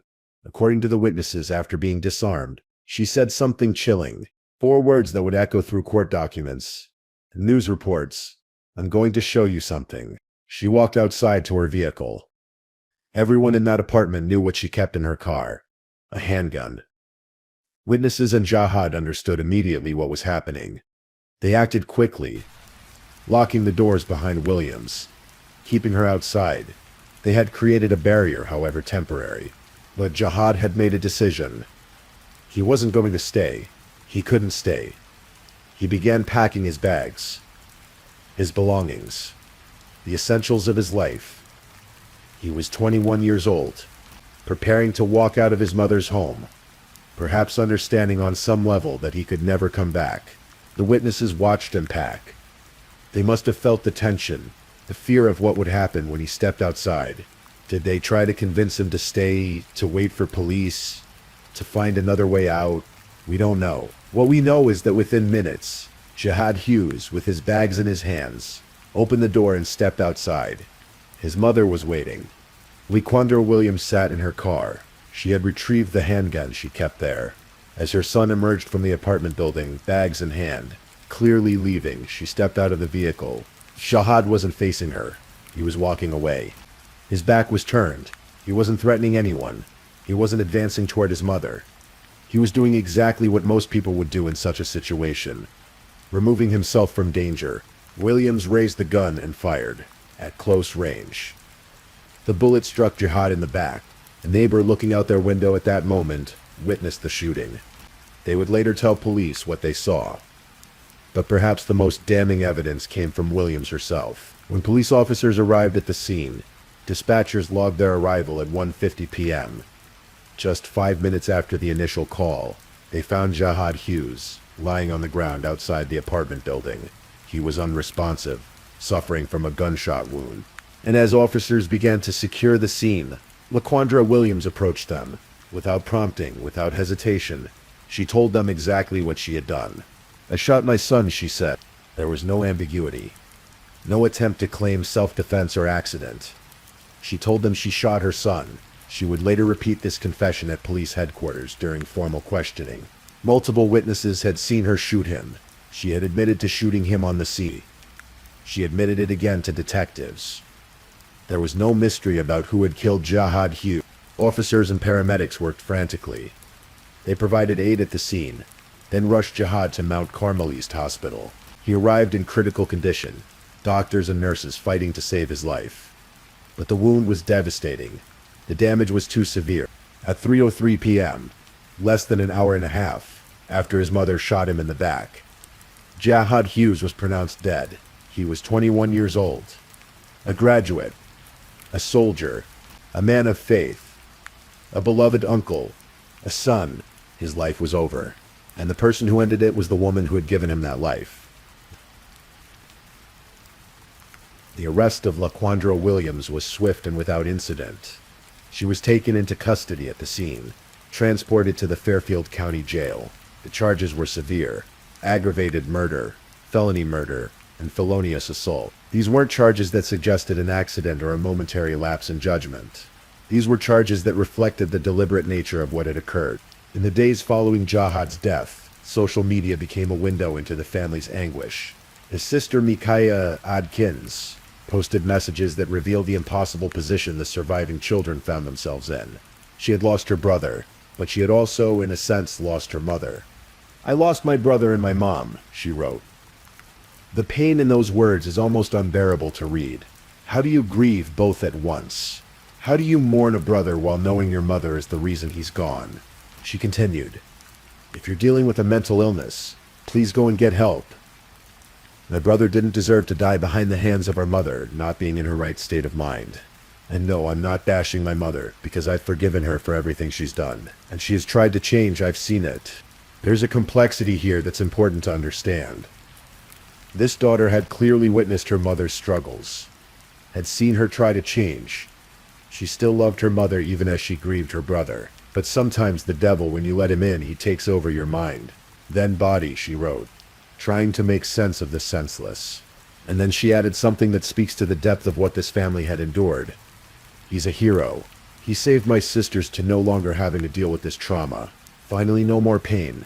Jihad, as a hero. Jihad's death in some terrible way, as a release for his siblings. These aren't words anyone should have to write about, their brother. But they suggest that the fear, the trauma, the systemic abuse his father referenced, these were real, ongoing, and terrifying. The family was also left with profound practical concerns. There were other children in that home. Williams had been their caregiver, their mother. Now she was in jail, charged with murder. The siblings who remained had to figure out how to move forward in the absence of both their brother and their mother. Laquandra Williams's first court appearance came quickly. She was advised of the charges against her, the most serious of which, murder, carried a potential sentence of life in prison. Her defense attorney, Peter Scranton, faced an almost impossible task. His client had confessed at the scene. She had confessed to detectives. There were multiple witnesses. There was no question about what happened, only the question of why. Scranton described Williams as being in shock, not fully processing what she had done. "She's upset," he said. "It's so new and raw, I don't think she's processed everything that's going on." He also indicated that Williams hoped to repair her relationship with her surviving children, though how one rebuilds after something like this is difficult to imagine. Initially, Williams' attorney indicated she would plead not guilty. Perhaps there would be arguments about her mental state, about diminished capacity, about the various factors that had led to this moment. A trial was scheduled for August 13th, 2020. But as the weeks passed, something changed. The prosecution, led by Fairfield County Prosecutor Kyle Witt, had an overwhelming case. The evidence was undeniable, and perhaps Williams herself, as the reality of what she'd done settled in, understood that there was no defense that could undo what had happened. On August 5th, 2024, before the trial could begin, LaQuandra Williams accepted a plea deal. She pleaded guilty to 1 count of murder with a 3-year firearm specification, and 1 count of felonious assault. The charges were serious, but they represented a resolution that avoided a trial that would have forced the surviving family members to relive the trauma in painful detail. The sentencing hearing was held shortly after Williams entered her guilty plea. It was a moment for the family to finally speak, to put into words what Jahad's death had meant to them. Jahad's father, J.D. Hughes, stood before the court. The man who had raised Jahad, who had watched him grow from a boy into a young man, who had seen him graduate and enlist and embrace his faith. J.D.'s statement was direct and devastating. He made it clear that he did not view what happened as an accident or a tragedy in the traditional sense. This was murder. And it was the culmination of something that had been building for years. What happened to my son on February 19th, 2024, when he was pronounced dead, the victim of a gunshot wound that entered his back at the hands of his mother, was no accident, he said. Jihad's murder was the result of years of systemic abuse that spiraled out of control. Systemic abuse. Years. Spiraled out of control. These words painted a picture of a family living in chronic fear, of a young man who had endured more than anyone outside that home could fully understand. Jihad's brother and 2 sisters also gave statements, each one adding their voice to the chorus of grief, each one trying to express the magnitude of what had been lost. A brother, a son, an uncle, a man who had been trying to do the right things, build the right life, be the right person. Prosecutor Kyle Witt addressed the court as well. No sentence imposed by the court will fill the void left by the senseless murder of Jahad Hughes at his mother's hand. He said, but LaQuandra Williams has been held to answer for her crimes, and justice was served here today when she was sentenced to life in prison. The judge, Richard E. Behrens of the Fairfield County Court of Common Pleas, handed down the sentence. LaQuandra Williams was sentenced to life in prison with the possibility of parole after 18 years. The firearm specification added 3 years to be served consecutively. She was also convicted of felonious assault, with its own life sentence with parole eligibility after 15 years. To run concurrently. In practical terms, Williams will be at least 62 years old before she can even be considered for parole. By the time she could potentially walk free, her son would have been 39 years old if he had lived. Williams was immediately remanded to the custody of the Fairfield County Sheriff and would be transported to the Ohio Department of Rehabilitation and Corrections to begin serving her sentence. Even with a conviction, even with a sentence, Jahad Hughes' death leaves behind more questions than answers. The most fundamental one is simply why. What happened inside that apartment in the months and years before February 19th? What was the nature of the abuse his father referenced? What had driven Williams to such a horrific act? Authorities never released details about what sparked the argument that afternoon. Was it something specific? Was it the culmination of ongoing tensions? We may never know. What we do know is that it escalated with terrifying speed from a verbal confrontation to an attempted stabbing to a shooting. Jahad's sister had referenced mental illness in her social media posts. She suggested that her mother wasn't in her right mind, that the family had been aware of her struggles, that Williams had tried to change. This raises profound questions about access to mental health care. about the systems in place to help families in crisis, about the warning signs that might have been missed or ignored. Could Jahad's death have been prevented? If Williams was struggling with mental illness, were there interventions that could have helped? Were there resources the family could have accessed? Or was the system failing them long before that February afternoon? We know that Jahad was trying to leave. He had packed his bags. He was walking out of that apartment, presumably to somewhere safer. If he had managed to get away, if someone had stopped his mother, if the timeline had been just slightly different, would he be alive today? These are the kinds of questions that haunt survivors of violence, the endless what-ifs that can never be answered. In the wake of his death, those who knew Jahad Hughes tried to capture who he had been in life. Not just how he died. The obituaries and tributes painted a picture of a young man who was gentle, faithful, and devoted to his family. He was remembered as someone who loved God and gospel music, who found meaning in worship and community. He was remembered as a graduate who had chosen to serve his country. He was remembered as an uncle who had been a father figure to his nephew, who had shown up day after day to be present in that child's life. His sister called him a hero, not because of some grand act, but because his death, as terrible as it was, had somehow freed his siblings from ongoing trauma. That's an impossibly heavy burden for anyone to carry in memory. To be remembered not just for who you were, but for what your death meant to those you left behind. At his funeral, held at God's Way Power of Love Ministry, the church where he had worshipped, people gathered to mourn. The service was a celebration of his life, but also an acknowledgement of the senselessness of his death. How do you eulogize someone who was killed by their own mother? How do you comfort a family torn apart in such an unnatural way? His father, J.D., had to bury his son. His siblings had to say goodbye to their brother. His nephew, Malachi, lost the father figure who had been so important to him. And they all had to do this knowing that the person responsible was someone who should have protected him above all others.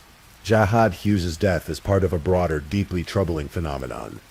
Familial homicide. When parents kill their children, a crime sometimes called filicide. It represents one of the most fundamental violations of natural order. Parents are supposed to protect, nurture, and care for their children. When that relationship inverts, when the protector becomes the killer, it shakes our understanding of family itself. Studies of filicide show that it often occurs in context of mental illness, severe stress, or long-term family dysfunction.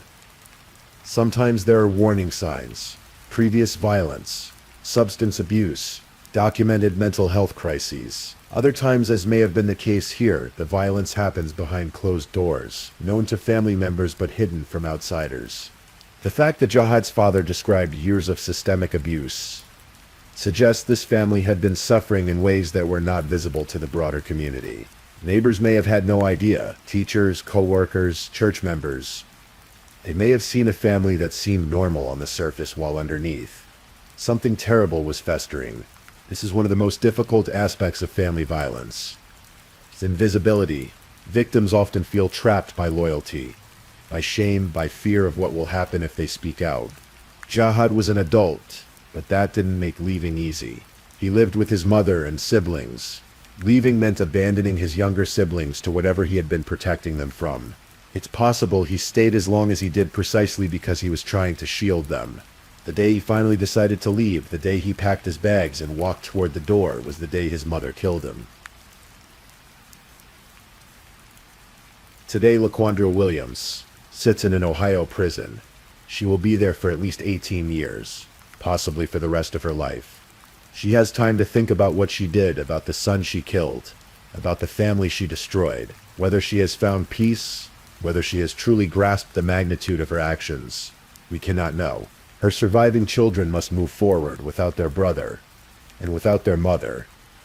They must process trauma that most people cannot imagine.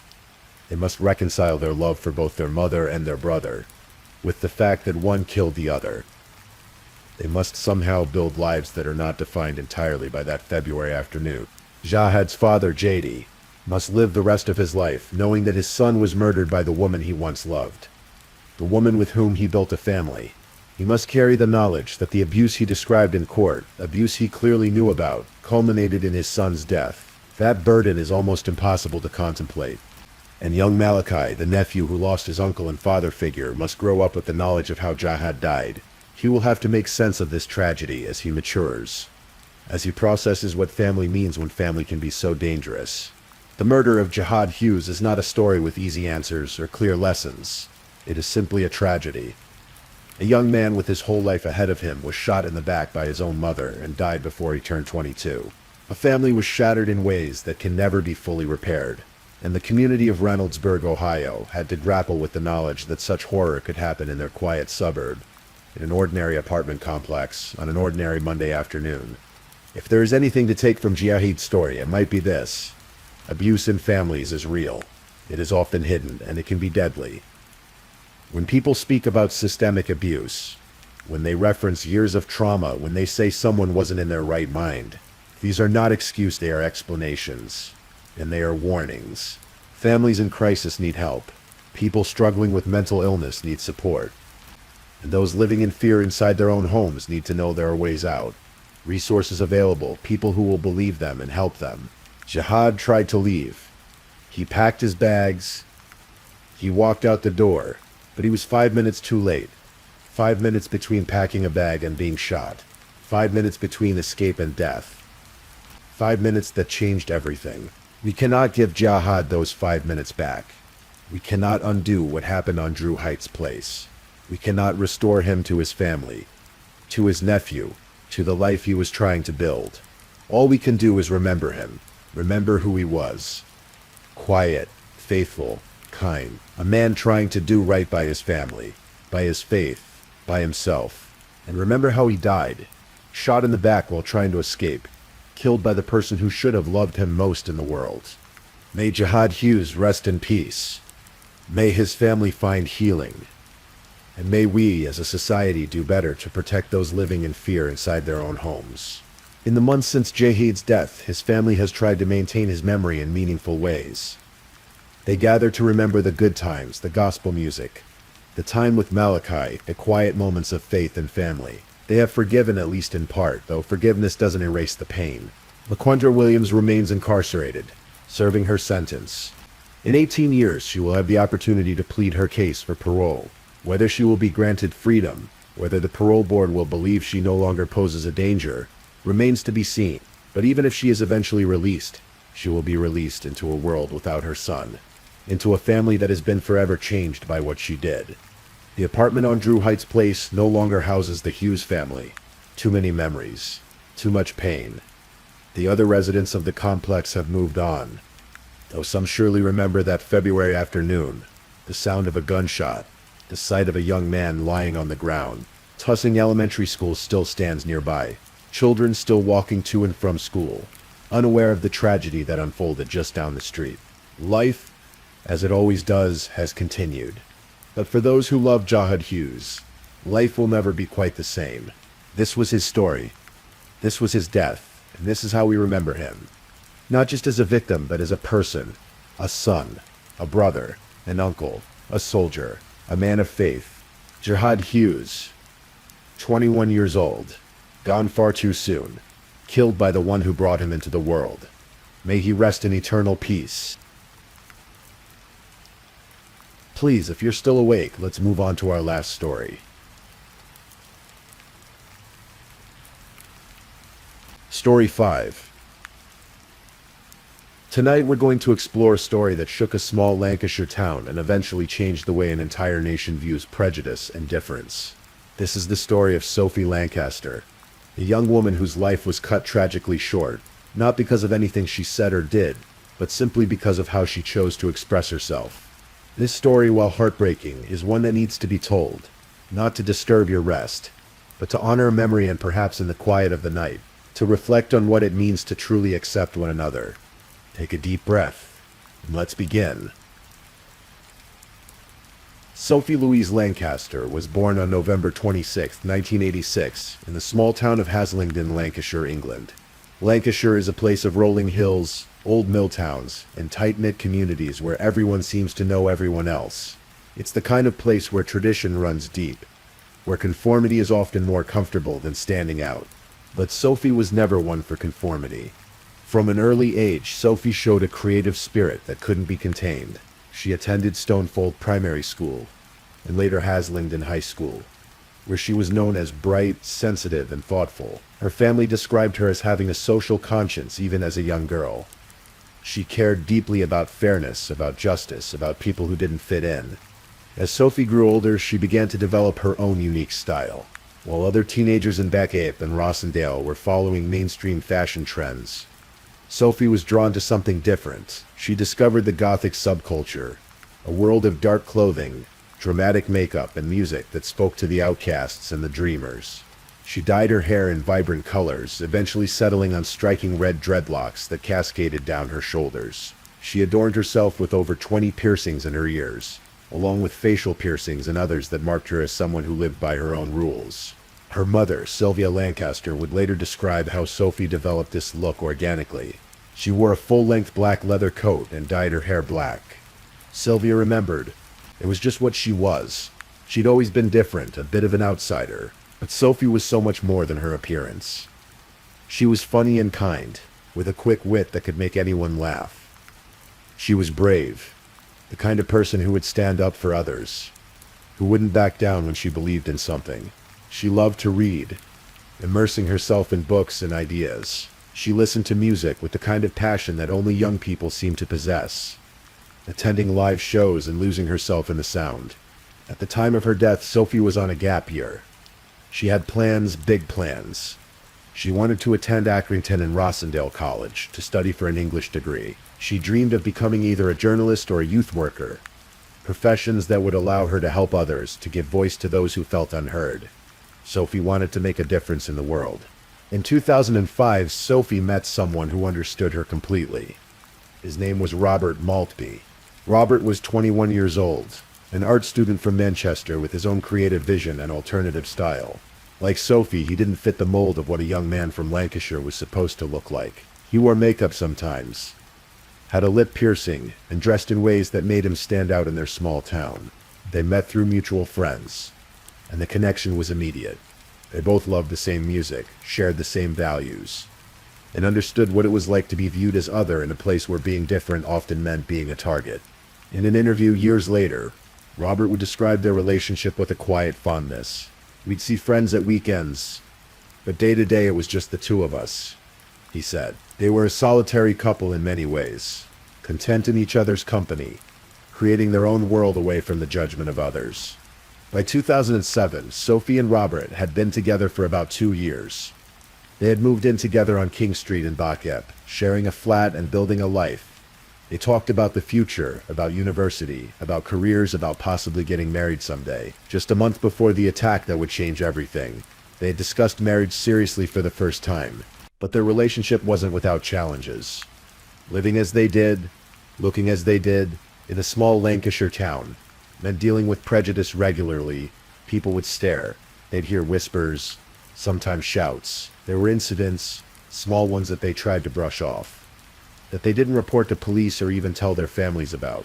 In fact, Sophie's mother would later reveal something heartbreaking. Sophie and Rob had actually been attacked 3 times previously, but they didn't report it. They didn't tell me. They didn't tell the police. 3 times. 3 times before the night that would take Sophie's life. They had been targeted, attacked, hurt simply for being themselves.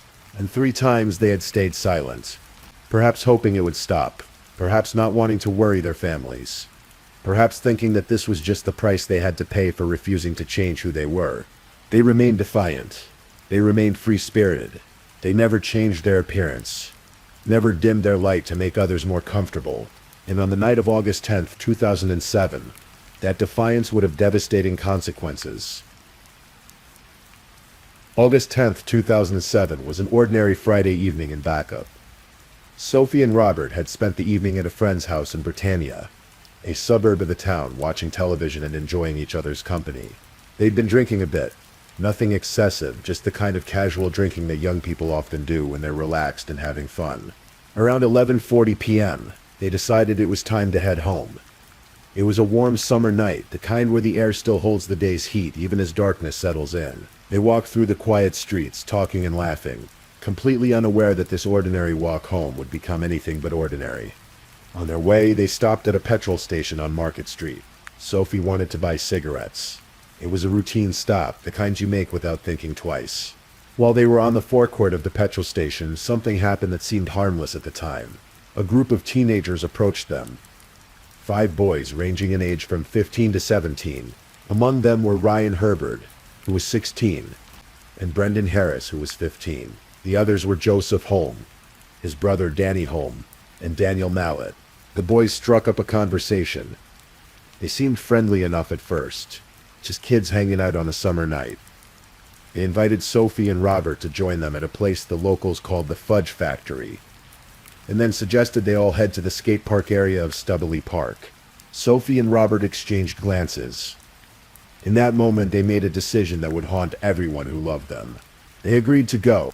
As they walked to the park, Robert would later say that something felt off. When we got there, I thought, oh God, I don't like these people at all, he recalled. I just wanted to leave. But before they could leave, before they could trust that instinct that was telling them something was wrong, the night turned violent. The time was approximately 1:10 a.m. on August 11th. What happened next in Stubbly Park was described by the judge who would eventually sentence the attackers as feral thuggery and behavior that degrades humanity itself. Without any provocation, without any argument or confrontation, the group of boys suddenly turned on Robert Maltby. Brendan Harris struck first, landing a punch to Robert's head that sent him reeling. Then the others joined in. They descended on him like a pack, kicking him from every angle. He tried to protect himself, tried to fight back, but there were too many of them. They kicked him in the head, in the body, over and over again. Within moments, Robert collapsed to the ground. Unconscious, Sophie screamed. "Get off him," she cried. "Stop." She did what instinct told her to do. She threw herself between Robert and his attackers. She dropped to the ground beside him, cradling his head in her lap, trying to shield him from the blows that kept coming. Tears streamed down her face as she begged them to stop, to leave him alone. But the boys didn't stop. They told Sophie to move. She refused. She wouldn't leave Robert's side, wouldn't abandon him even as the danger to herself became clear. And then they turned their violence toward her. Ryan Herbert kicked Sophie with such force that she flew backward, hitting the ground hard. Before she could recover, both Herbert and Brendan Harris began attacking her. They kicked her head from opposing sides simultaneously. They jumped up and down on her skull with their full weight. One witness, a 15-year-old girl watching in horror, would later tell police they were running over and just kicking her in the head and jumping up and down on her head. Herbert delivered one final stomp to Sophie's skull, a blow so powerful that it left the imprint of his trainer on her face. By the time they stopped, both Sophie and Robert lay unconscious on the ground, their faces so swollen and disfigured that when emergency services arrived, the paramedics couldn't tell which victim was male and which was female. The boys walked away from the scene as if nothing significant had happened. When they encountered another teenager shortly after, witnesses described them as behaving in a giddy way, hyperactive and bouncing around doing silly things. They were boasting about what they'd done. Herbert told someone, "You want to see them, they are a right mess." During police questioning, Harris was described as laughing and joking about the attack with his mother present. These weren't hardened criminals. They were teenagers, children, really, who had just committed an act of such savage brutality that it defied comprehension, and they seemed to think it was funny. Emergency services received a call at 1:15 a.m. The caller was a 14-year-old girl who had witnessed the attack. Her voice on the recording was desperate, panicked. We need an ambulance at Backup Park. This Mosher has just been banged because he's a Mosher." Even in her panic, even as she called for help, the language she used reflected the dehumanization that had led to the attack. Sophie and Robert weren't people in that moment. They were mushers, a derogatory term for those who dressed alternatively. Paramedics arrived to a scene of horror. Both victims were unconscious, their injuries severe. Sophie and Robert were rushed to hospital immediately. Robert Maltby was taken to intensive care with internal bleeding and severe head trauma. He was placed in a medically induced coma. The doctors weren't sure he would survive. His family kept vigil at his bedside, praying, hoping, waiting. After a week, Robert opened his eyes. He had survived, though the road to recovery would be long and painful. The attack had left him with serious brain damage, injuries that would affect him for the rest of his life. When he regained consciousness, his first thought, his only thought, was Sophie. "All I wanted to do was go and see Sophie," he later said. But Sophie's condition was far worse. She had been transferred to Fairfield General Hospital in Barry, then moved to the neurology unit at Hope Hospital in Salford, as doctors tried desperately to save her life. But the damage to her brain was catastrophic. The blows to her head had been so severe, so repeated, so vicious, that there was nothing the doctors could do. Sophie Lancaster lay in a deep coma, machines breathing for her. Her family gathered around her bed. Her mother Sylvia, her father John, her brother Adam. They held her hands, talked to her, prayed for a miracle that wouldn't come. For 13 days, Sophie fought. For 13 days, her family hoped. For 13 days, the nation watched and waited, horrified by what had happened in that park and back. But on August 24th, 2007, the doctors told the Lancaster family what they had feared. Sophie would never regain consciousness. The damage was too extensive. Their beautiful daughter, their funny, brave, kind Sophie, was gone. The family made the most difficult decision any parent can make. They agreed to turn off life support. Sophie Lancaster died on August 24th, 2007, 13 days after the attack. She was 20 years old. Lancashire police launched a major investigation immediately. They knew from witness statements that up to 15 people had been in Stubbley Park that night, though not all had participated in the attack. The park was a popular hangout spot for local teenagers. The police worked tirelessly, interviewing more than 100 people, piecing together what had happened in those terrible minutes. And as they investigated, a clear picture emerged. Sophie Lancaster and Robert Maltby had been targeted for one reason, and one reason only. They looked different. The police identified the Gothic dress of the couple as the primary motivation for the attack. This wasn't a robbery. There was no prior conflict. Sophie and Robert hadn't said or done anything to provoke violence. They had simply been walking home, being themselves, and that had been enough to make them targets. 5 teenagers were arrested and charged. Ryan Herbert, 16. Brendan Harris, 15. Joseph Holm, 17. His younger brother Danny Holm, 16. And Daniel Mallet, 17. They were believed to be members of a gang that called itself the Backup Terror Group.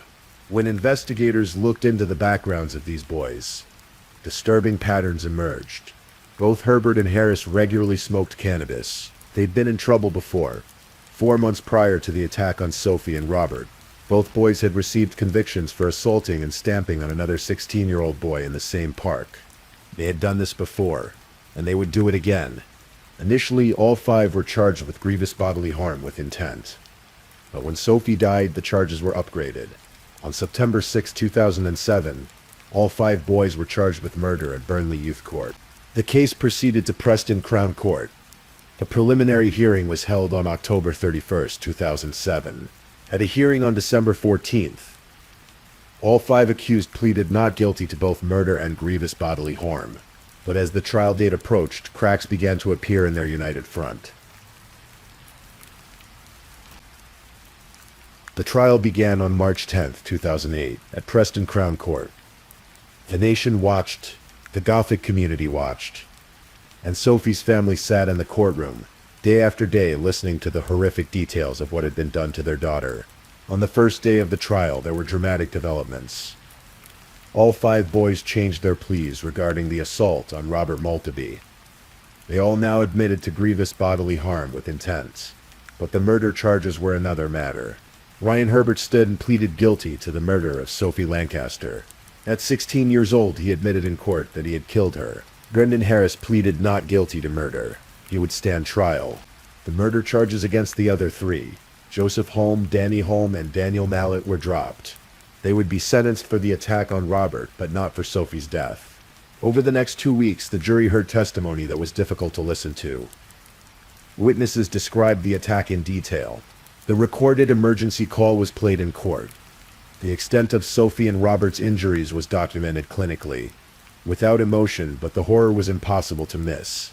The prosecution made their case clear. Sophie and Robert were singled out not for anything they had said or done, but because they looked and dressed differently. This was a hate crime. This was murder based on nothing more than prejudice, intolerance, and the inability to accept that someone else might choose to live differently. On March 27, 2008, the jury returned with their verdict. Brendan Harris was found guilty of murder.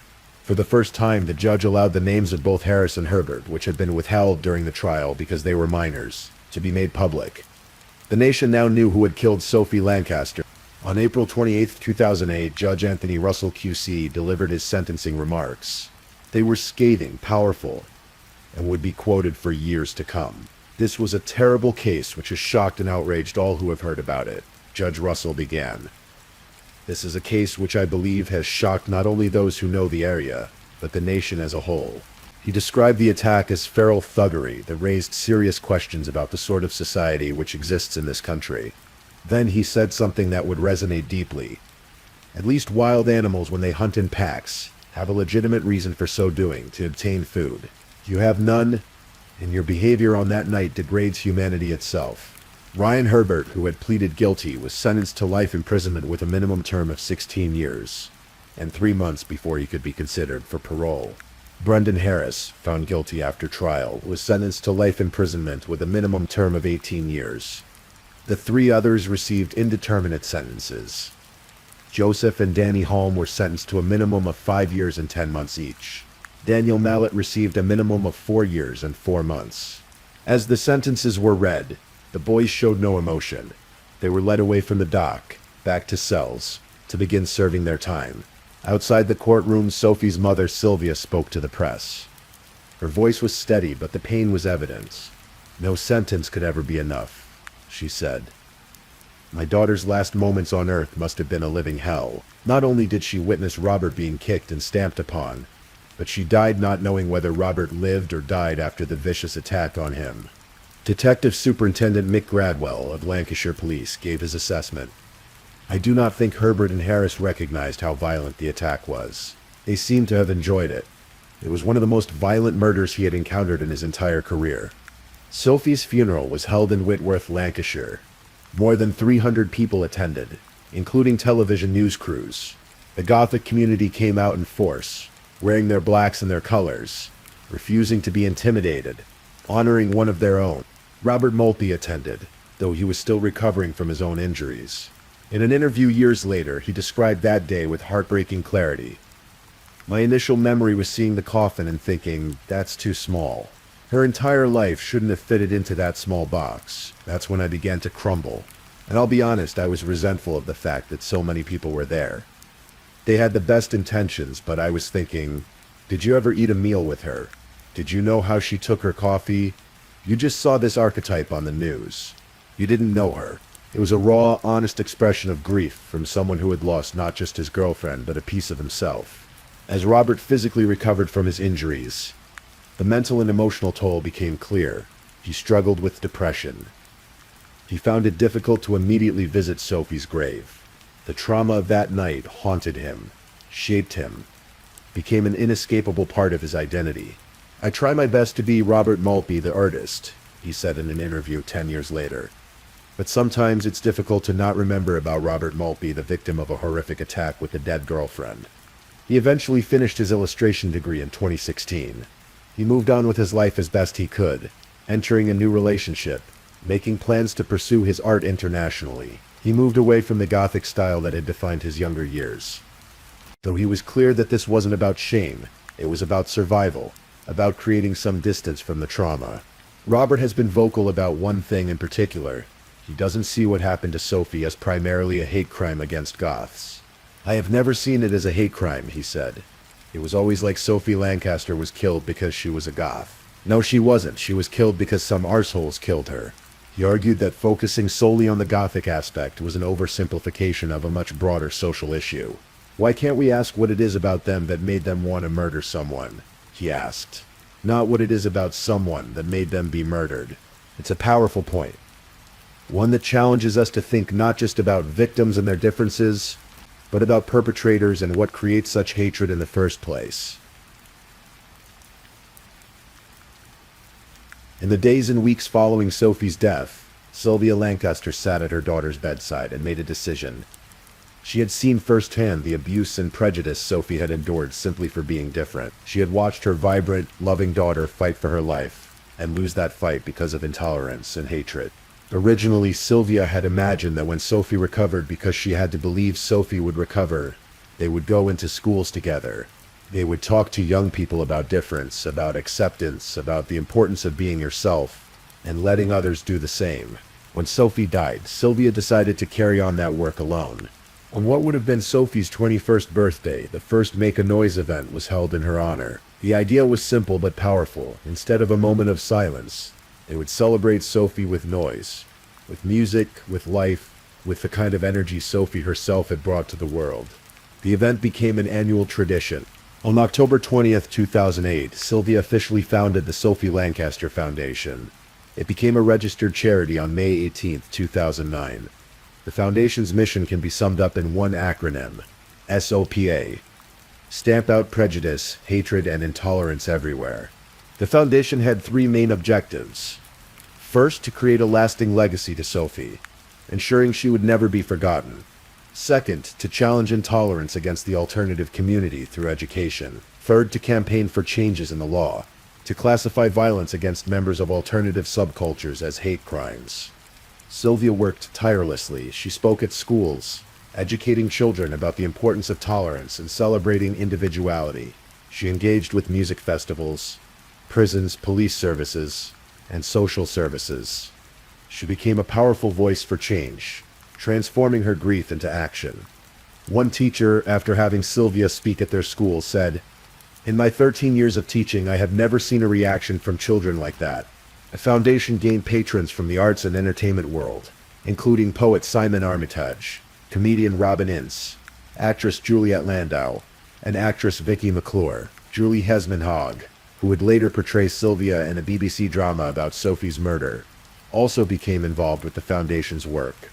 Perhaps the foundation's most significant achievement came in April 2013, when Greater Manchester Police officially began recording offences committed against goths and members of other alternative subcultures as hate crimes. The same classification used for crimes based on race, disability, or sexual orientation. They were the first police force in the United Kingdom to do so, setting a precedent that other forces would eventually follow. It was a victory, a recognition that prejudice takes many forms and must be challenged in all of them. In recognition of her work, Sylvia Lancaster was awarded an OBE Order of the British Empire in 2014 for community cohesion, especially in the reduction of hate crime. Sylvia continued her work for 15 years, never stopping, never giving up. But on April 12, 2022, just weeks after learning that one of Sophie's killers would be released from prison, Sylvia Lancaster passed away suddenly, and unexpectedly. She was buried alongside her daughter. The foundation continues its work today, carrying on Sylvia's legacy, ensuring that Sophie's name and the principles she stood for will never be forgotten. In February 2020, news broke that shocked many who had followed the case. Ryan Herbert's minimum jail term had been reduced. A high court judge concluded that Herbert had made exceptional progress in prison. His minimum term was cut from 16 years and 3 months to 14.5 years. Sophie's family was devastated. Sylvia released a statement, expressing her disappointment. "Once again, we have a justice system that fails to deliver justice. However much progress people make in prison, they have been given their sentence in recognition of the extent of their crime," she continued, describing the attack in terms that left no room for misunderstanding. The judge at the murder trial described the attack on Sophie as feral, with the attacker's behavior savage and merciless. Her injuries were so severe, the paramedics attending the scene could not facially distinguish if she were male or female. "How can you bear knowing the reality of the level of violence my daughter was subjected to, and stack that up against reducing the minimum tariff, because they have done well in prison?" She ended with words that captured the reality of being a victim's family. "Her attackers may not have been given a life sentence, but I have." In March 2022, the parole board made its decision. After considering the circumstances of Herbert's offending and examining the evidence for his progress in custody, the panel decided that Ryan Herbert was suitable for release. The statement from the parole board noted that Herbert had made significant changes to his life, which reflected his remorse, his insight, and increased maturity. His behavior in prison had initially been poor, but it changed once he moved into an adult facility. He had participated in rehabilitation programs. He had, by all accounts, changed. Ryan Herbert was released from prison in 2022. 15 years after he murdered Sophie Lancaster, he is now subject to license conditions that will remain in place for the rest of his life, with restrictions on his movements. living arrangements, and associations. Brendan Harris, who was found guilty after trial rather than pleading guilty, received a longer minimum sentence. He remains in prison as of this recording. The 3 others involved in the attack served their sentences and have been released. They returned to their lives carrying with them the knowledge of what they did that night in Stubbley Park. Sophie's story has resonated far beyond the borders of Lancashire. It has inspired art, music, plays, films, and books. It has sparked conversations about prejudice, about youth violence, about the kind of society we want to build.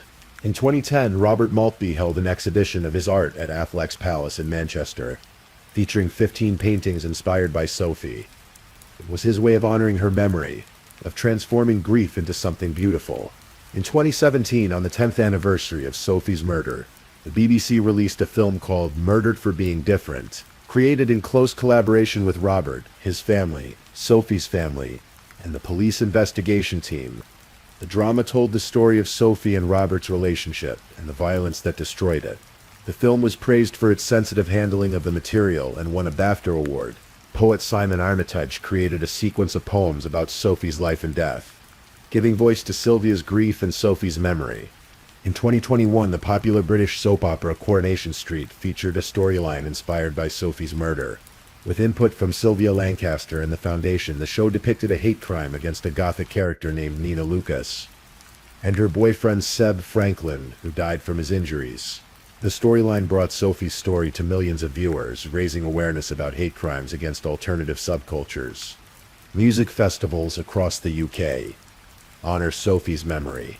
Bloodstock Festival named a stage after her, ensuring that every year thousands of people in the alternative community gather and celebrate the kind of individuality Sophie represented. The case has been compared to the 1997 murder of Brian Denecke in the United States, another young man from an alternative subculture who was killed by those who viewed him as different. These cases remind us that this kind of prejudice is not limited to one place, one time, or one culture. It's a human problem that requires a human solution. So what do we take from Sophie Lancaster's story as we settle into sleep tonight? Perhaps it's this. Sophie Lancaster was murdered because she was different, but she was also celebrated because she was different. She lived authentically, refusing to dim her light to make others comfortable. She loved deeply. She stood up for her boyfriend even when it put her in danger. She had dreams and plans and a future that was stolen from her. Her death was senseless, brutal, and wrong.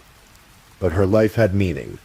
Her life had purpose, and through the work of her mother, through the foundation that bears her name, through the countless people who have been educated about tolerance and acceptance, Sophie's life continues to have impact. Every time someone chooses kindness over cruelty, every time someone stands up for someone who looks different, every time a young person learns that it's okay to be yourself, that's Sophie's legacy. Robert Maltby survived that night in Stubbley Park. But he survived with scars both visible and invisible. He has spoken powerfully about his experience, about the complexity of being forever associated with a tragedy, about the challenge of moving forward while carrying the weight of the past. The 5 boys who attacked Sophie and Robert were children themselves, teenagers whose capacity for violence shocked everyone who knew them. They serve as a reminder that hate is often learned, that prejudice can be taught, and that we all have a responsibility to teach something better. Sylvia Lancaster spent the last 15 years of her life fighting the kind of hatred that took her daughter. She educated thousands of children. She changed laws. She made the world a better place, even though her own world had been shattered. And when she died in 2022, she left behind a foundation that continues that work. The Sophie Lancaster Foundation operates on the principle that education is key. They believe that by teaching young people to respect differences and celebrate individuality, they can prevent future tragedies. They work in schools, in communities, in prisons, anywhere they can spread their message. Sophie would have been nearly 40 years old now. She might have become that journalist or youth worker she dreamed of being. She might have married Robert, might have had a family, might have written books or changed lives in ways we can only imagine. Instead, she became a symbol. And perhaps that's not what she would have wanted. Perhaps she would have preferred to live quietly, to pursue her dreams, to simply be Sophie. But symbols matter. Movements matter. The work that her mother did, that the foundation continues to do, it matters. Because somewhere tonight there's a young person who dresses differently, who listens to different music, who expresses themselves in ways that make them stand out. And because of Sophie Lancaster's story, because of the education and awareness that has followed, maybe that young person is a little bit safer. Maybe someone who might have mocked them or hurt them has learned to pause, to think, to choose compassion instead. That's Sophie's legacy. So as you drift off to sleep tonight, remember Sophie Louise Lancaster. Remember her kindness, her bravery, her refusal to be anyone but herself.